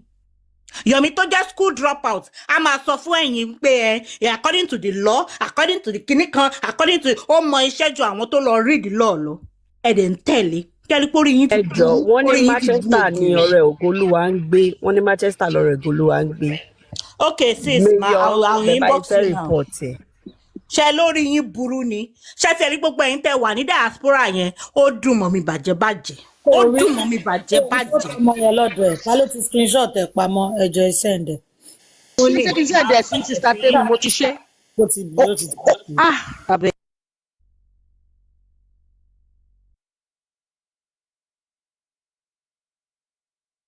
So today is another day to remind us of the ills of sleeping over. Because people will look at Ora Ogoluwa and think she's a mother, that she's a woman, that they will think she have any form of decency in her. She has just showcased that she's an enabler of evil, that she will allow her husband, her uncle, her brother, her son to touch your children that has been left under her care because she's an apologist and she's an enabler. So today is another day to watch over our children, our boys, our girls. Beware of sleepover, beware of these women, beware of them, especially these people that call themselves content creator on social media. Some of them are worse than the devil itself. Beware, be careful. Do not let your children be a statistics. Do not let them be a statistics because most of them will threaten your children. They will tell them, do not tell your mommy. If you tell your mommy, I will harm them. So these children will end up having trauma. They will be walking trauma. Please, please, please do not allow your children to do any sleepover. Even kojodo ẹbí gan tí ń bá sí ń bẹ̀, ẹ wò, èmi ò wá kíní, mi ò wá kò sí nǹkan kan tí mò ń lé wọ fún tẹ́lọ́rùn. I am contented. When I'm going on holiday, I go with them. If I'm not going on holiday, I sit my ass at home. So if we are all this Asha Oyinbo, my children is going for sleepover. Look at Oro Ogoluwa as an example. Look at Yomi Fabiyi Lọ as ṣé an kò yẹ ká máa example. create awareness pé ká protect ọmọ yẹn ìwọ wá lọ gbé picture mi ò ever rí bọ́mọ yẹn ṣe rí Oh, mi not ò first ever try, rí Jimmy. bọ́mọ yẹn ṣe rí rí. Ó dé wá post it. No.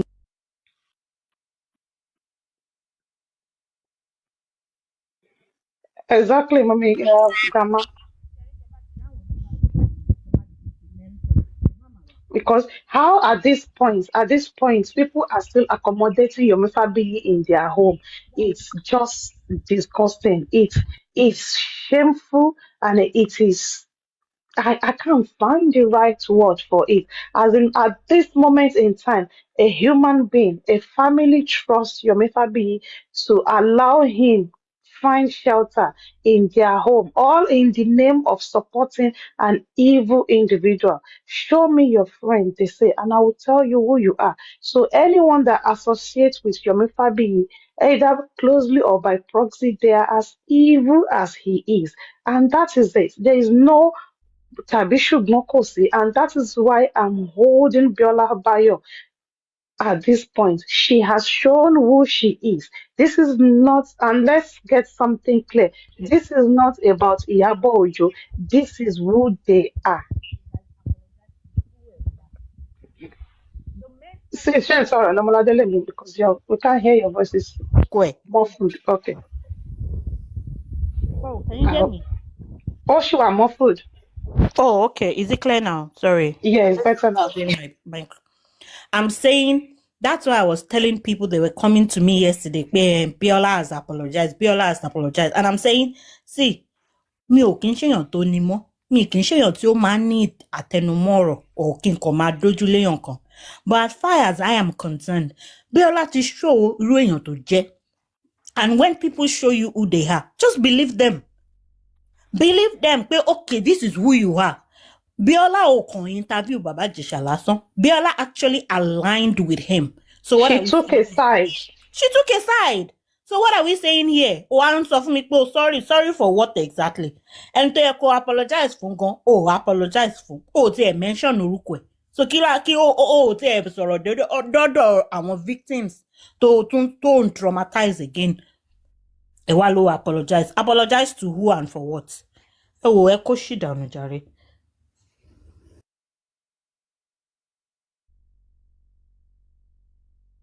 And the thing is, she didn't apologize because she is sorry. She apologized because she was called out. If she hasn't been called out, she will still uphold what she is upholding. She still believe and support Baba Ijesha. She's an apologist and she's an enabler. She's as dirty as Baba Ijesha. She is a pig as Baba Ijesha. Her apology is rubbish. She is not sorry and she did not bring that video down. She went to hide it. She wanted to trend and she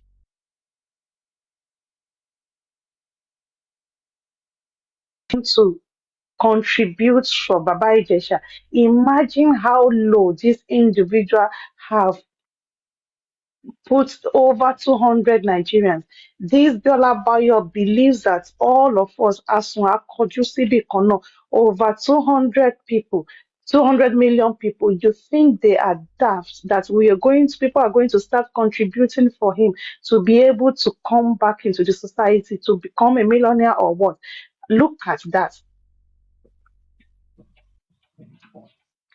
Thank you, Mr. Pythagoras. Yeah, Ishamo, people believe that any news, but no news is a bad news, you know. So she knew what she was doing. She knew what she was doing. She aligned with Baba Ijesha. She wanted the society because she got a platform where people donate without sense. So she got a platform where they're going to donate for Baba Ijesha, but she was met with stonewall. And that is why she's saying she's sorry. Biola Bayo is not sorry.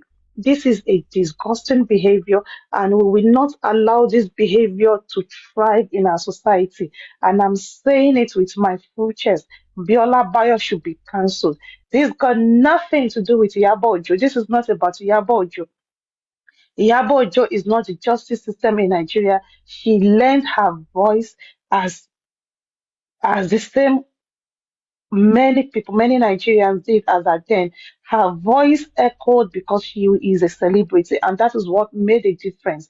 She lent her voice the same way we on this side are lending our voice. So this got nothing to do with Iyabo Ojo. These are who they are. If you do not think there is something wrong in harassing a child, and this is why you can see them comfortably cursing on Olodi Liam because they are who they are. We said it from the one. If you do not draw the line when it came to Liam, you are a child abuser, you are a child molester, and they have started showcasing themselves. And I'm saying it again, I said it before, I'm saying it again. I will not be surprised if Biola Bayo is one of the investors into Joseph Aloba's life. I won't be surprised at all. She's one of the people that have been giving him money because ó bá lè máa lọ sí prison láti lọ máa gbé oúnjẹ fún bàbá Ìjẹ̀ṣà. Ó máa sọ wàá lọ sílé wàá wà nílé ọkọ ẹ̀ because when did she lose her marriage? So ó máa wà nílé ọkọ ẹ̀ á délé á lọ sí ọjà á se ẹja ọ̀bọ̀kún á ro iyán sí kó gúnyán sí á se ẹ̀fọ́ sí á gbé lọ fún bàbá Ìjẹ̀ṣà á ra stout mọ́ àbí gúdà á gbé lọ fún bàbá Ìjẹ̀ṣà ní ẹ̀wọ̀n. She was doing it every week. Bí Rich Grace ṣe ń gbé òbò lọ fún Jòsí ní Ìkòròdú every Sunday. So she too was doing it every week. So she is one person that Baba Ijesha was looking forward to every week. She is an enabler of evil. She is an evil person.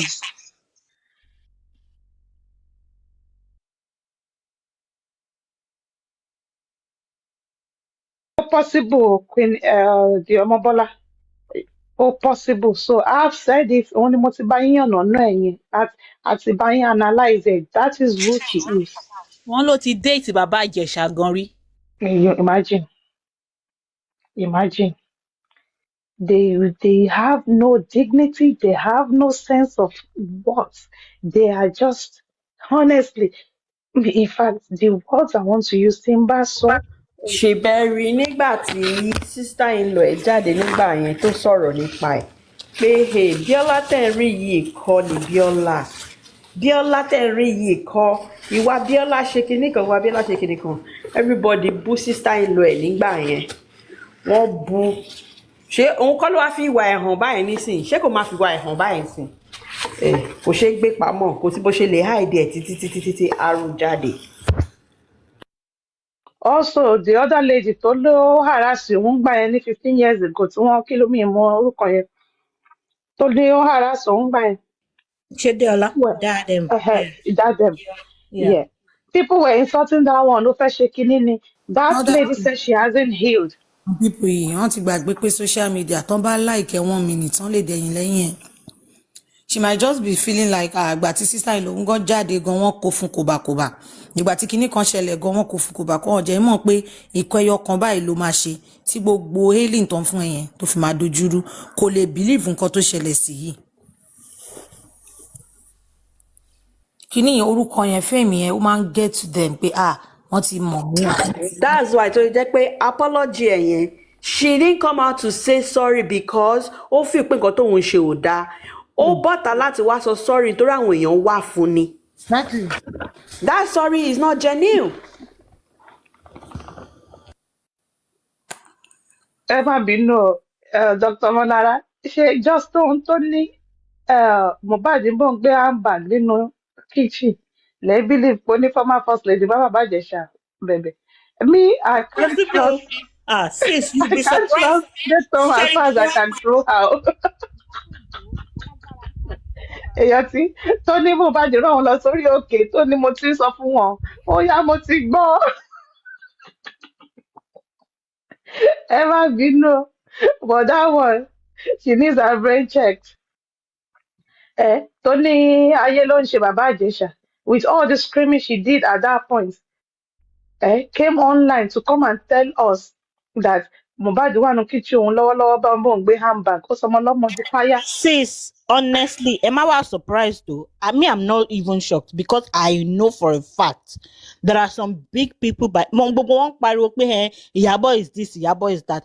And need láti mọ àwọn alágbára that was begging on behalf of this man. Hello, be princess. People that have names. Just because most of them do not know.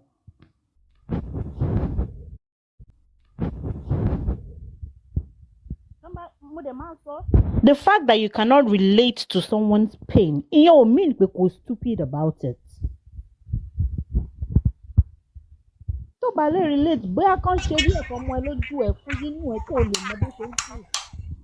To be honest, there are so many powerful people. First Lady and Oni of Ife was also one of them, but probably he doesn't know what he did. He is my uncle. He was one of them. So, they don't want that one. No.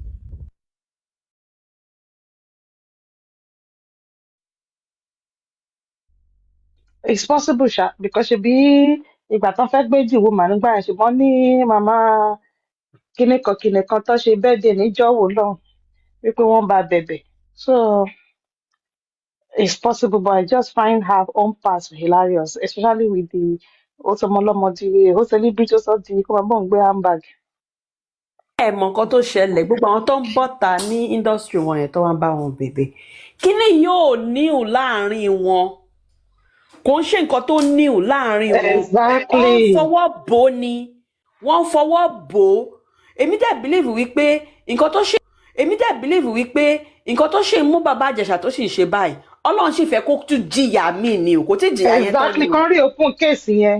Kò tí ì jẹ ìyà yẹn tán because Ọlọ́run gan mọ̀ pé nǹkan tí wọ́n fún kò ó ju àmì nǹkan tó ṣe ó yẹ kó ju iye time tó lọ serve nínú ibẹ̀ yẹn lọ ó yẹ kó jù lọ so nísìnyí bó ṣe ń jáde ìyà yẹn ṣì kù nísìnyí bó ṣe ń jáde ìyà yẹn ṣì kù fún ẹ níbì kan tó fẹ́ jẹ ni tó bá dẹ̀ jẹ ara ẹ̀ ò ní balẹ̀. Bẹ́ẹ̀ni orí tó bá máa jẹ kó tó bá wọ plane agbórí síta á gbà kú ẹ. Princess jókòó ó ń bí ìwọ Bàbá Ìjẹ̀ṣà ó ní ládùúrú gbogbo nǹkan tí mo ṣe fún ẹ. She was referring to real life events. Àwọn wèrè tó ní pé it's a script ó ń pè lórúkọ ẹ ìyẹn náà dá lóhùn ó ń pè lórúkọ ẹ ó ní mi ì sọ pé it's the devil mọ́ mo ti wá gbà nísìnyí mo kàn bẹ́ẹ̀ ni jọ̀ọ́ ṣàánú mi. Ṣé ẹ̀yin kàn máa ń wo fídíò ẹ kàn máa fọpọlọ yín ẹ kì í lo ọpọlọ láti fi gbé ọpọlọ téèyàn bá ti sọ̀rọ̀ kẹ́ ẹ fi gbé ọ̀rọ̀ yẹn sílẹ̀ kẹ́ ẹ wá break it down one by one. The question is ṣé wọ́n lọ́pọlọ ni. Clear The truth is clear. Kò sí ṣáà wọn tó tẹ̀ tó wá máa ń bí mi nínú làwọn only God knows the truth. Only God knows kìnìkan. Béèyàn sọ̀rọ̀ ẹlẹ́gbẹ̀ẹ́ mi máa sọ pé kókó ṣì dànù. Because ẹyẹ bring your Ọlọ́run nínú nǹkan tó clear. Tó bá ti wo fídíò yẹn, go back kó lọ wò jókòó kó kú wọ nìkan kó jókòó sínú yàrá tilẹ̀kùn. Kó wò kó rewind it, kó wò kó rewind it. Look at his facial expression. T-shirt tó wọ̀ yẹn wà mọ̀ pé the moment tí àwọn people yẹn wọ ibẹ̀ yẹn padà. Wọ́n fà ní ọrùn ni wọ́n lọ́ọ̀kì aṣọ ẹ̀ ó ti yẹ̀ sẹ́gbẹ̀ ẹ̀rẹ̀ lẹ́yìn act film kí orí yín ò kí ń pé ni olórí burúkú Yomi wá jókòó ó wá délé ní wọ́n ní no intention to ayé Yomi ò ní. Ọmọládé lèmi nǹkan tí Yomi sọ ó fi expose bàbá Ìjẹ̀ṣà ni ṣèbó ń parọ́ tẹ́lẹ̀ wípé movie ni bọ́ nísìnyí ó ti sọ wípé kò fẹ́ sáré ṣe kinní yẹn so ọ̀rọ̀ òṣèlú náà ní bọ́ ṣe máa tẹ Fálára Kóredé nìyẹn wọ́n á mú ohun kòkòrò Kóredé wọ́n á tẹ̀ yàmàyàmà bíi keypad ni.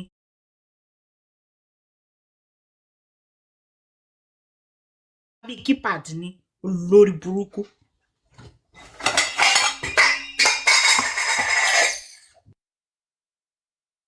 lọ́rẹ́ mi pẹ̀lẹ́ má bínú ọ̀rẹ́.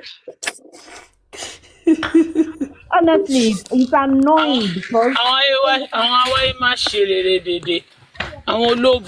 Adé mo ṣe ń bínú láàárọ̀ yìí bẹ́ẹ̀ ni mo ṣe ń bínú lálẹ́ àná mi wá rọ́rọ̀ sọ inú ẹ̀ ti bí mi rọ́rọ̀ sọ. I'm sorry, Jare. Ṣé ń gbọ́ mi ń sìn? À ń gbọ́. Mo ní, I think it's my network. Mo ní, kí mo tẹ̀ sọ náà? Mo ní yà pé it's annoying because ó ti yẹ ká kúrò ní stage and this is true, this is not true, kìíní kan, this, ó ti yẹ ká kúrò lórí ibẹ̀ yẹn náà. Nǹkan tẹ́ rí video evidence fún nìyẹn o. Ẹ̀yin tẹ́ ń pariwo, you want to see the CCTV, bẹ́ẹ̀ rí CCTV yẹn náà òṣìṣẹ́ máa ṣe náà nílé tẹ̀lé wọlé. Mọ́ládé, but why tẹ́ ṣe expect too much from these people? Not kan tó lóhun lòun gún Mohbad lábẹ́rẹ́ wọn ò gbà gbọ́.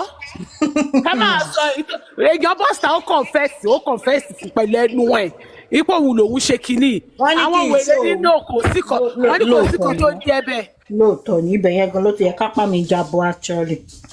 Lóòótọ́ ni ẹ má bínú. Àwọn ọ̀sìn. Àwọn tí wọ́n ò sí nílé wọ́n rí CCTV. Ẹ jẹ́ kí n jẹ́ kẹ́ àwọn tó wà nínú ilé sọ̀rọ̀ wọ́n ló dìgbà táwọn bá rí CCTV káwọn tó bílíìfù nǹkan tó ń ṣẹlẹ̀. Eléyìí ẹ tún rí CCTV ẹ tún ní rọ́ ni. No be this one. Sọmọládé ẹ jẹ́ kí n jẹ́ kẹ́ fi ògo. Lánàá abá ní àbíkú àgbà torí mo máa ń tẹnu mọ́ kinní kan mo máa ní ẹ bèrè pé kí ni justice lọ́wọ́ àwọn people yìí they don't even know the word justice they don't know. Àbíkú àgbà àjọkú babaláwo orúkọ ìmẹ́jọ. àwọn people yìí mo máa sọ pé wọn ò mọ meaning ní nǹkan tó ń sọ but Sherry until taba understand it these people don't have a clue they don't understand what it means what justice means they don't understand what tissue-based sample means ẹ máa ń rò bóyá mo máa ń kàn tẹ́ńbẹ́lẹ́ àwọn people yàbí máa ń fi pé mo fi ń yẹ̀yẹ̀ àbíkú àgbà ń ṣe ṣó lánàá tẹ́lẹ̀ wọ́n bá ń járí mọ́nú ló ń jẹsẹ̀ mọ́lẹ̀ ló ní kinní kan kí ló mean báwo ni mama Liam ó tún wá sọ pé kò kàn òun wọ́n tún wá sọ pé kinní kan tennis platform sọ pé kinní kan ọmọ mi náà bọ́sta ó wá fọ́n tẹ̀lú. mo bá lọ ẹ máa gbọ́ mo bá lọ síbẹ̀ mo ní kí ni tissue based sample kí ló mean ó ní ó lẹ́ni tó bá ti kú bẹ́ẹ̀ yẹn tó bá fẹ́ ṣe tissue based sample fún ó ní nítorí pé àwọn cell kọ̀ọ̀kan yìí máa wà lára nínú eyín ẹ̀ tán yìí lè lò fún láti ṣe ó ní àwọn nǹkan kọ̀ọ̀kan wà nínú egun àwọn mùdùmùdù kan wà nínú egungun ẹ̀ tán yìí máa fà jáde àwọn kìnnì kan wà nínú eyín ẹ̀ tó máa fà jáde òun ní ẹ má rẹ́rìn ó Stamolade ẹ má rẹ́rìn okay now ẹ wá sọ fún mi báwo lẹ ṣe fẹ́ argue pẹ̀lú ẹni how do you really want to tell those people these are the people that are so happy their own lawyer is saying this wọn kirikan even so àwọn tó yẹ kí wọ́n ignorant dòkú lọ. But do you know this thing? It's becoming something else. People are educated. It's not like they are not educated, but they are as in so ignorant in a lot of things. And instead of them to use their phones, I'm telling you. Google ṣàlàyé kíní yìí fún mi. Irọ́ ni òṣì lẹ máa ṣe kiri lórí social media. Bẹ́ẹ̀ ń lé ìyá Liam lẹ́ máa lé àbójú. Lọ́wọ́ máa lé bàbá Liam. Lọ́wọ́ máa lé bàbá Liam. Bó ṣe lé ìyá Liam lọ́wọ́ máa lé bàbá Liam.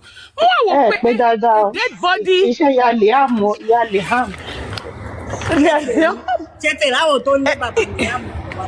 Inú mi dùn. Tẹ́ máa ń ṣe pé tàbí tẹ́ máa ń ṣe bàbá Liam báyìí. Inú mi máa ń dùn. Sister Molade, when you look at these people, when you look at this set of people, and that thing, tobacco test suffering pay, they don't even know what they are saying. They don't know what they are talking about.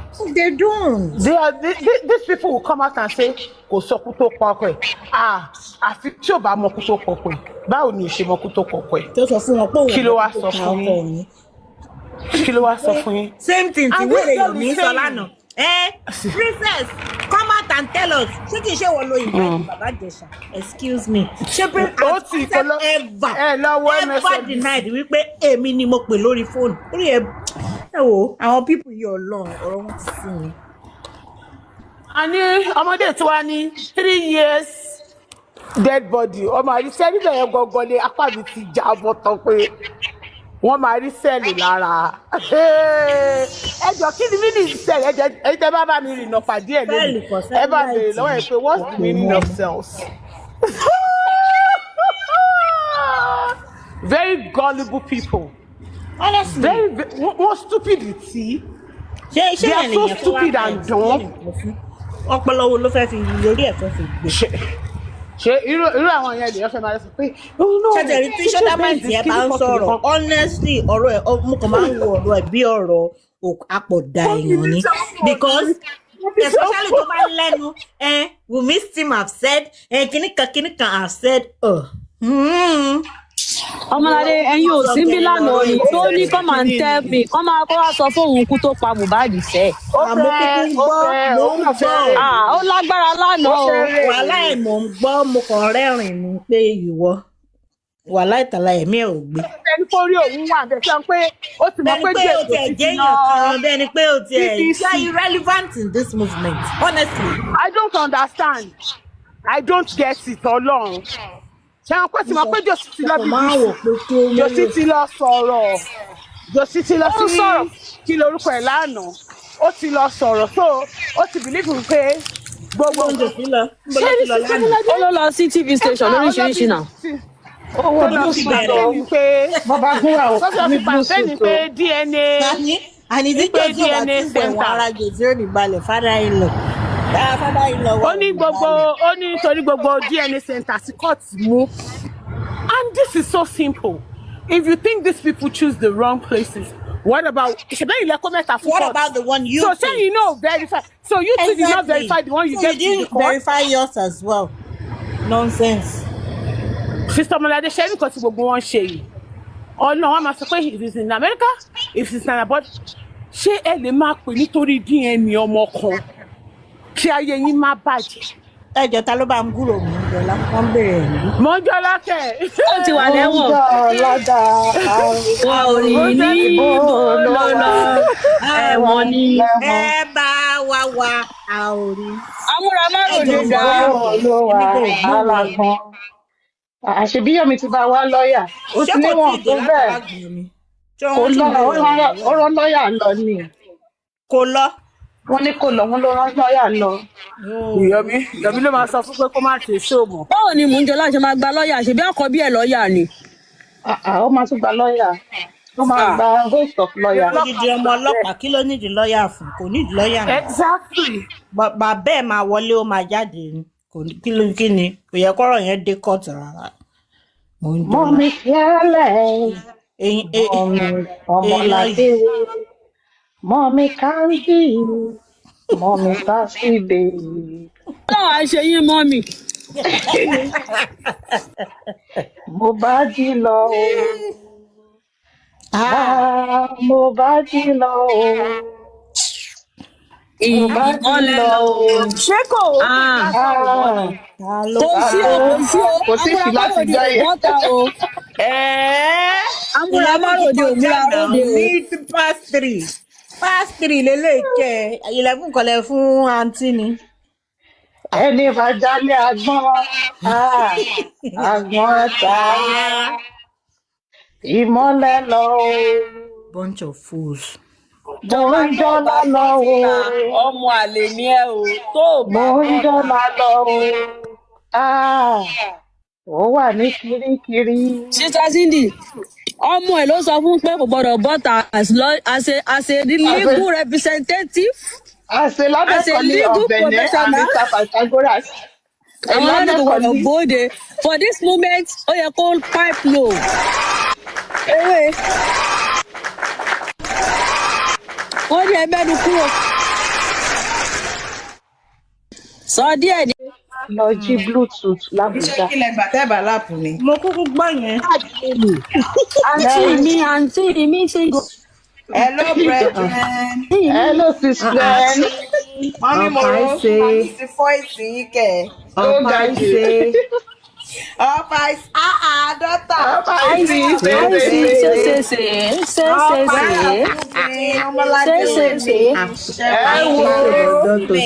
Sindimindi ọ̀rẹ́ mi àti mi. Ẹ wo. Mọ́mí mo ro. Jọjọjọjọ dírẹ mú o. Àti jà nìyẹn. Ó ti di wàhálà, ó ti di woro sí woro. Kí ló fà jà? Àìsí.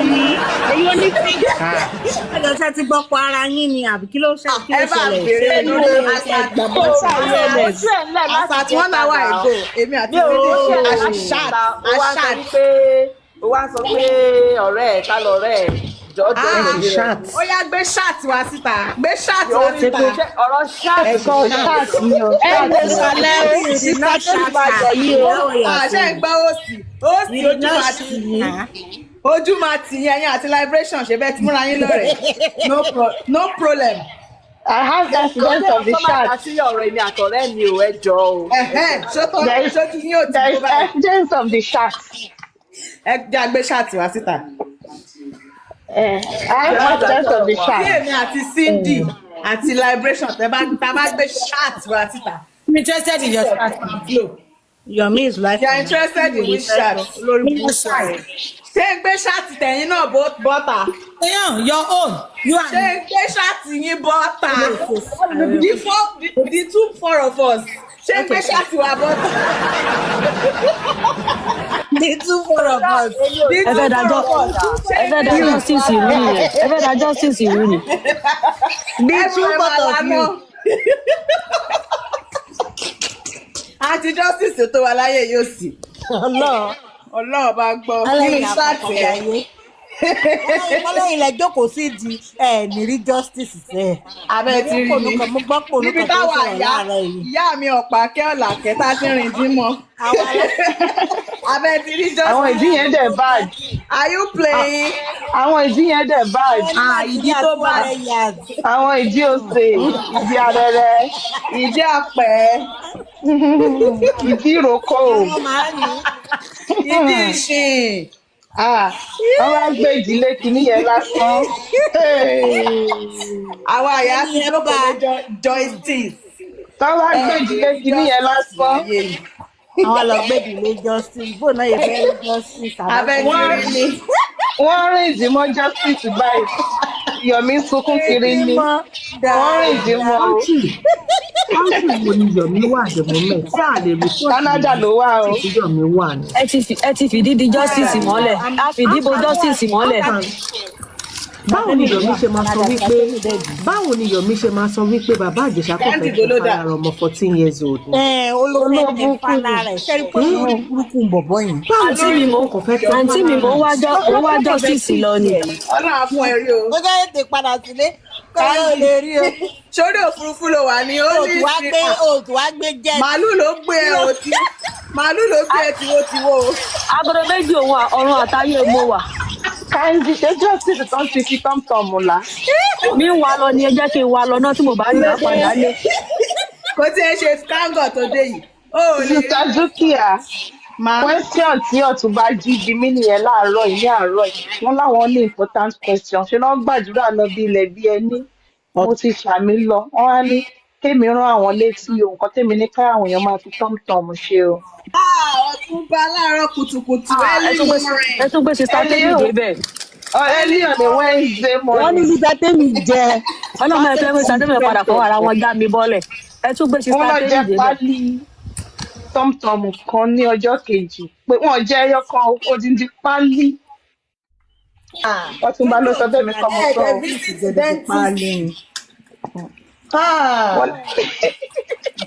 Odidi pálí tọ́mtọ́m lẹ́rú jẹ́. Odidi pálí torí kí ló dé? Wá fún. Àwọn ọmọládé lè ní àìmọ́ tó rí tọ́mtọ́m ṣe ní orí pílátífọ́ọ̀mù. Ẹjọ́ ẹja mi sí Ọlọ́run mi ò mọ̀. Ọmọládé lè yà late to the party. Pineapple ni mo mọ̀ pa Mayor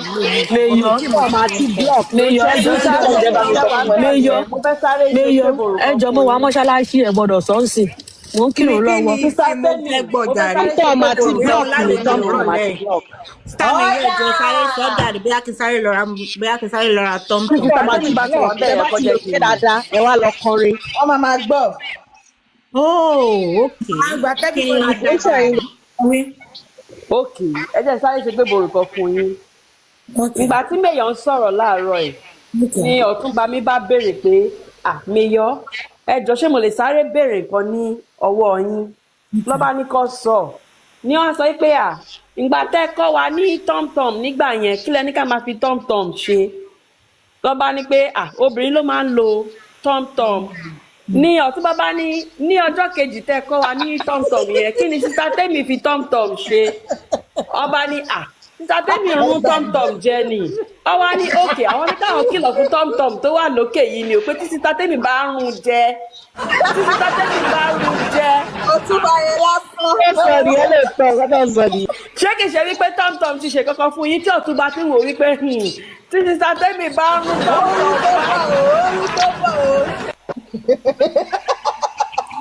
ẹjọ́ jáde lè tó bí mi sọ̀rọ̀ rẹ̀. wọ́n lè máa wò pé tọ́mtọ́m Temmie ò wà kó wa ókè kó Ọ̀túnba ti wọ́ọ̀nù mi tẹ́lẹ̀ wọ́n ní pé ẹ lè tún pọ̀ díjínà tọ́mtọ́m ni mi ò kẹ́ má lọ jẹ́ mi lò láìfẹ́ ẹ̀ ń rí tọ́mtọ́m lójú owó ti sọ fún mi. Kí n kọ̀ọ̀kan sẹ́yìn tọ́mtọ́m yẹ kí n má jẹ́ kó dá dúró. Ṣé mọ̀ pé èmi ò tètè mọ̀ pé torí orúkọ tí yín náà ṣe sọ bẹ́ẹ̀. Èmi fi pé Ọ̀túnba fẹ́ lo tọ́mtọ́m lára sísá Temmie ni o. Wọ́n á ní ẹ má lo tọ́mtọ́m ọkùnrin ò kí ń lo tọ́mtọ́m o. Gbogbo bẹ́ẹ̀ máa lọ gbóná ni o. Àṣé ẹjọ́ kí ni tọ́mtọ́m ń ṣe fún wa náà ẹjọ́ ẹsẹ̀ àìsàn yìí. Iṣẹ́ fún yín sẹ̀ tẹ́ bá ti jẹ́ pẹ̀lú blọọkì. Mr. Ọmọládé àní mo wà mọ́ṣáláṣí ẹ má jẹ́ kó sọ mo ń kírun lọ́wọ́. Mute ẹ di etí yín fún 2 minutes ó yá Mayor continue. Jẹ́ blọọkì pẹ̀lú tọ́mtọ́m ẹ̀ẹ́dẹ̀ kọrin ẹ̀kọ́ music. ẹ máa gbé orin yẹn máa lọ gárárá àbí. ẹ máa gbé ọ̀gẹ̀dẹ̀ àgbàgbà yẹn tó sáré tó bá ṣẹ̀ jáde nínú bathroom. Ó ti wẹ̀ tán kẹ́yìn méjèèjì wà ní birthday suit yín. Wọ́n tán tẹ̀lé sí ní ice blow. Bẹ́ẹ̀ ni ẹ máa ní ẹ fẹ́ kí àwọn ẹ fẹ́ júbà fún ok báwo la yẹ Temmie báyìí sí iná àwọn alẹ́ wọn àbí. Ìwọ náà kọ́ lè lẹ́nu jẹ́ gbọ́ lẹ́jọ́. ọ̀rọ̀ tọ́mú ni o. àwọn èèyàn tí ń cooking give testimony ní comment section bẹ́ẹ̀ yẹn. It is mad ẹ̀ẹ́dẹ̀ jàánú mi ó yá ẹ máa sọ lọ mò ń gbọ́. Pé ẹni tí wọ́n máa ní this ṣé mo bí ẹni kéèyàn jẹ plantain juice wọ́n máa ní both savoury and spicy wọ́n máa wà slightly spicy. Ẹ bá gbé sọ pé kíní ẹ̀jẹ̀ ṣe jáde nínú bathroom ni ó ti ní warm shower. Ẹ bá wá ṣe mọ̀ tẹ́tí bá gbé sẹ́nu ẹ máa kó máa lọ lẹ́sẹẹsẹ. Ohun yẹn máa lọ gàràgà ni ó Tó ti bá ti wá yé tán mi. wẹ̀wẹ̀, ẹ wá là lígà. Okay. èèyàn tún gbé mi débẹ̀ nínú bọ́ọ̀sì. Lígà. Aláàmú máa lọ ra tọ́mtọ́m.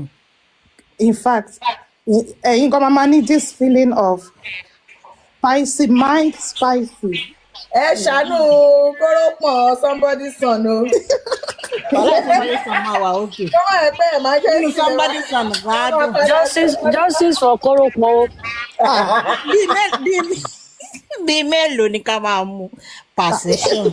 Àbí ṣé ẹ̀jẹ̀ láìlọ́nù kan. ká má lọ. Láìnà kan ni odindi láìnà kan ni creator lọ rà ń jọ́ kejì. Ó wá dijọ́ kejì wọ́n á kọra lẹ́ni. Wọ́n ní èmi jẹ́ kí gbogbo ẹsẹ̀ àwọn àti bẹ̀ẹ̀ni wọ́n á dé mi jẹ́ kí gbogbo ẹsẹ̀ àwọn máa gbọ̀n o. Ṣé báwọn náà fẹ́ kẹ́sẹ̀ wọn gbọ̀n?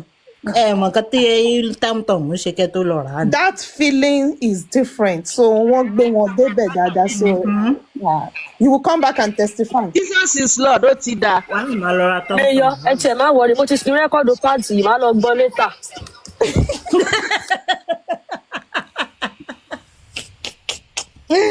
Mommy Temmie. Mommy. Mommy daughter of Grace. Mommy daughter of Grace. Mommy Sassy. Mommy Cindy. Báwo ṣe máa Mommy pè yàn sáàsì tọ́mtọ́m. mọ́mì síwájú ẹ̀? Ẹyọ. Báwo ṣe máa pè yàn sáàsì kẹ́ tún fi mọ́mì síwájú ẹ̀? Ṣé mi mọ́mì ni yìí o mọ́mì creator.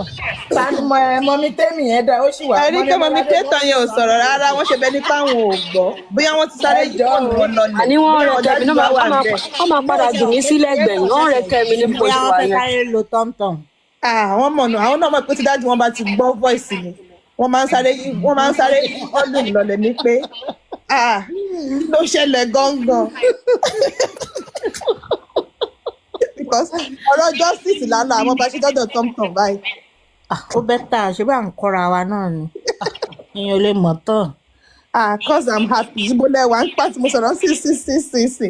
Ẹ̀yin tẹ́ṣẹ̀ ń wọlé. Wọ́n ní ó máa ń fún èèyàn ní tíntín feeling. Ẹ máa ní tìǹgàlìgàlì. Wọ́n á gbé yín débẹ̀ wọ́n kàn. Ẹ ṣàmọ̀ pé the accelerator gel, you can't put the bàbá dúdú in your mouth with the accelerator gel. This is a process whereby both of you will feel. Èèyàn yìí gan owó tún l'accelerator gel báyìí torí ọ̀rọ̀ náà. Èmi máa wà bá mi o. Lórí ẹyọ kan tọ́lọ́ fún mi. Ẹ jọ ṣe ẹ kí ń drive ní ẹ̀ máa accelerator ṣé ẹ kí ń drive ní Mr. Ọmọládé. Ẹ ti máa accelerator rẹ. Mo lè drive but at the end of the day mi ò gbọ́ accelerator gel. Break oil ni. Bá a ní pé kí n gẹ́sì iṣẹ́ ẹ̀ mo lè gẹ́sì iṣẹ́ ẹ̀. Ìyẹn lè máa sọ. Break oil. Ṣé ẹ fi break oil di microphone mórí ni? Kò yé mi o. Ẹ jọ Mr. Ọmọládé ṣé ẹ fi break oil di máìkì mórí ni? Èmi ń fi break oil sí o. Ẹ máa fi sílẹ̀ kọ̀ọ̀kan o. Tèmi ti ń bọ̀ ni o. Bóyá kẹ̀dẹ̀ sọ́ di lollipop. Wọ́n máa ń fi break oil ṣèbí ọ̀dọ̀ kiri náà máa ń gbé mọ́tò lọ, wọ́n máa fi lọ sábìsì ẹ̀. Àwọn lè máa àbí náà àwọn lè máa mọ̀. Ẹ kọ́ wọn pọ̀ mi máa yọ. ń ta àdódùn mo máa ti lórí. Ọjọ́ burúkú èṣù gbomi mu. Cindy ṣe rántí ṣé wo náà rà àdódùn ní ọ̀rẹ́ mi. Ìyẹn long process nìyẹn natural lélẹ́yìí. Natural lélẹ́yìí. Èmi ò ń lo gbogbo nǹkan bẹ́ẹ̀ yẹn o. Gbẹ́nu Sànjọ onírọ̀ òṣì. Wọ́n lo gbogbo nǹkan bẹ́ẹ̀ ni Ọ̀túnba wá testify. I know they use èmi sweet naturally ni. Tọ́mtọ́m ṣe báyìí mú fẹ́ náà. Sísá sídì tún gbé mi débẹ̀ yàtọ̀. Èmi ò ń lo ó tọ́ ni wọ́n lè tà tó máa ń torí ẹ̀wà náà ṣerú nǹkan bẹ́ẹ̀ yẹn sweet in the middle mẹ́. Mi ò lórí honestly. Sweet yẹn gangan sweet yẹn gangan gọjọ́ yẹn gangan. Mo máa ń jẹ pineapple dédé. Mo tún ti ra pineapple kan lé ní báyìí. Pineapple yẹn náà wà òkè. Mo ti ra pineapple lé ní òkè. Máa ń jẹ dédé. Pineapple wà okay. You know, Cindy máa pineapple wà send okay. I'll send yeah. one video for you tí mo ṣe fúnra mi ni anytime tí máa wo video mo máa fira mi ṣe ẹ̀yẹ mo dẹ̀ gbé kámẹ́rà sójú ara mi báyìí mo dẹ̀ sọ pé oh baby you're sweet in the middle. Anyway, ẹ tún gbé mi débẹ̀. olóyìnbó tó máa ń pè kí ní ẹsẹ̀ ló ń pè náà. báwo fídíò yẹn wà fẹ́ rẹ́rìn kú anytime tí máa fẹ́ para mi lẹ́rìn mo máa wò pé àjọ kí ló bá dé bẹ́ẹ̀ náà torí ọlọ́ bí ìgbà téèyàn bá ń polówó ara ẹ̀ seriously ni èmi gan mo máa ń wọra mi They got sanitize these platforms. mi ti bá bọ́ aṣọ mi tí mo wọra mi nínú mirror mo máa ń sọ pé ọmọ lélẹ́yìí gbàgbé ẹ̀ ẹ jẹ́ kí n tún sọ another experience fún yín pé another experiences tẹ́ máa wo bí kan ẹ̀ ọmọ Bọ́lá tó ti ṣe dáadáa tó ti gbéra yín débẹ̀ tó ti wẹ́ẹ̀tì dáadáa tí ọ̀gẹ̀dẹ̀ yẹn bá kọ́kọ́ wọlé you know that feeling tí wọ́n kọ́ ṣe.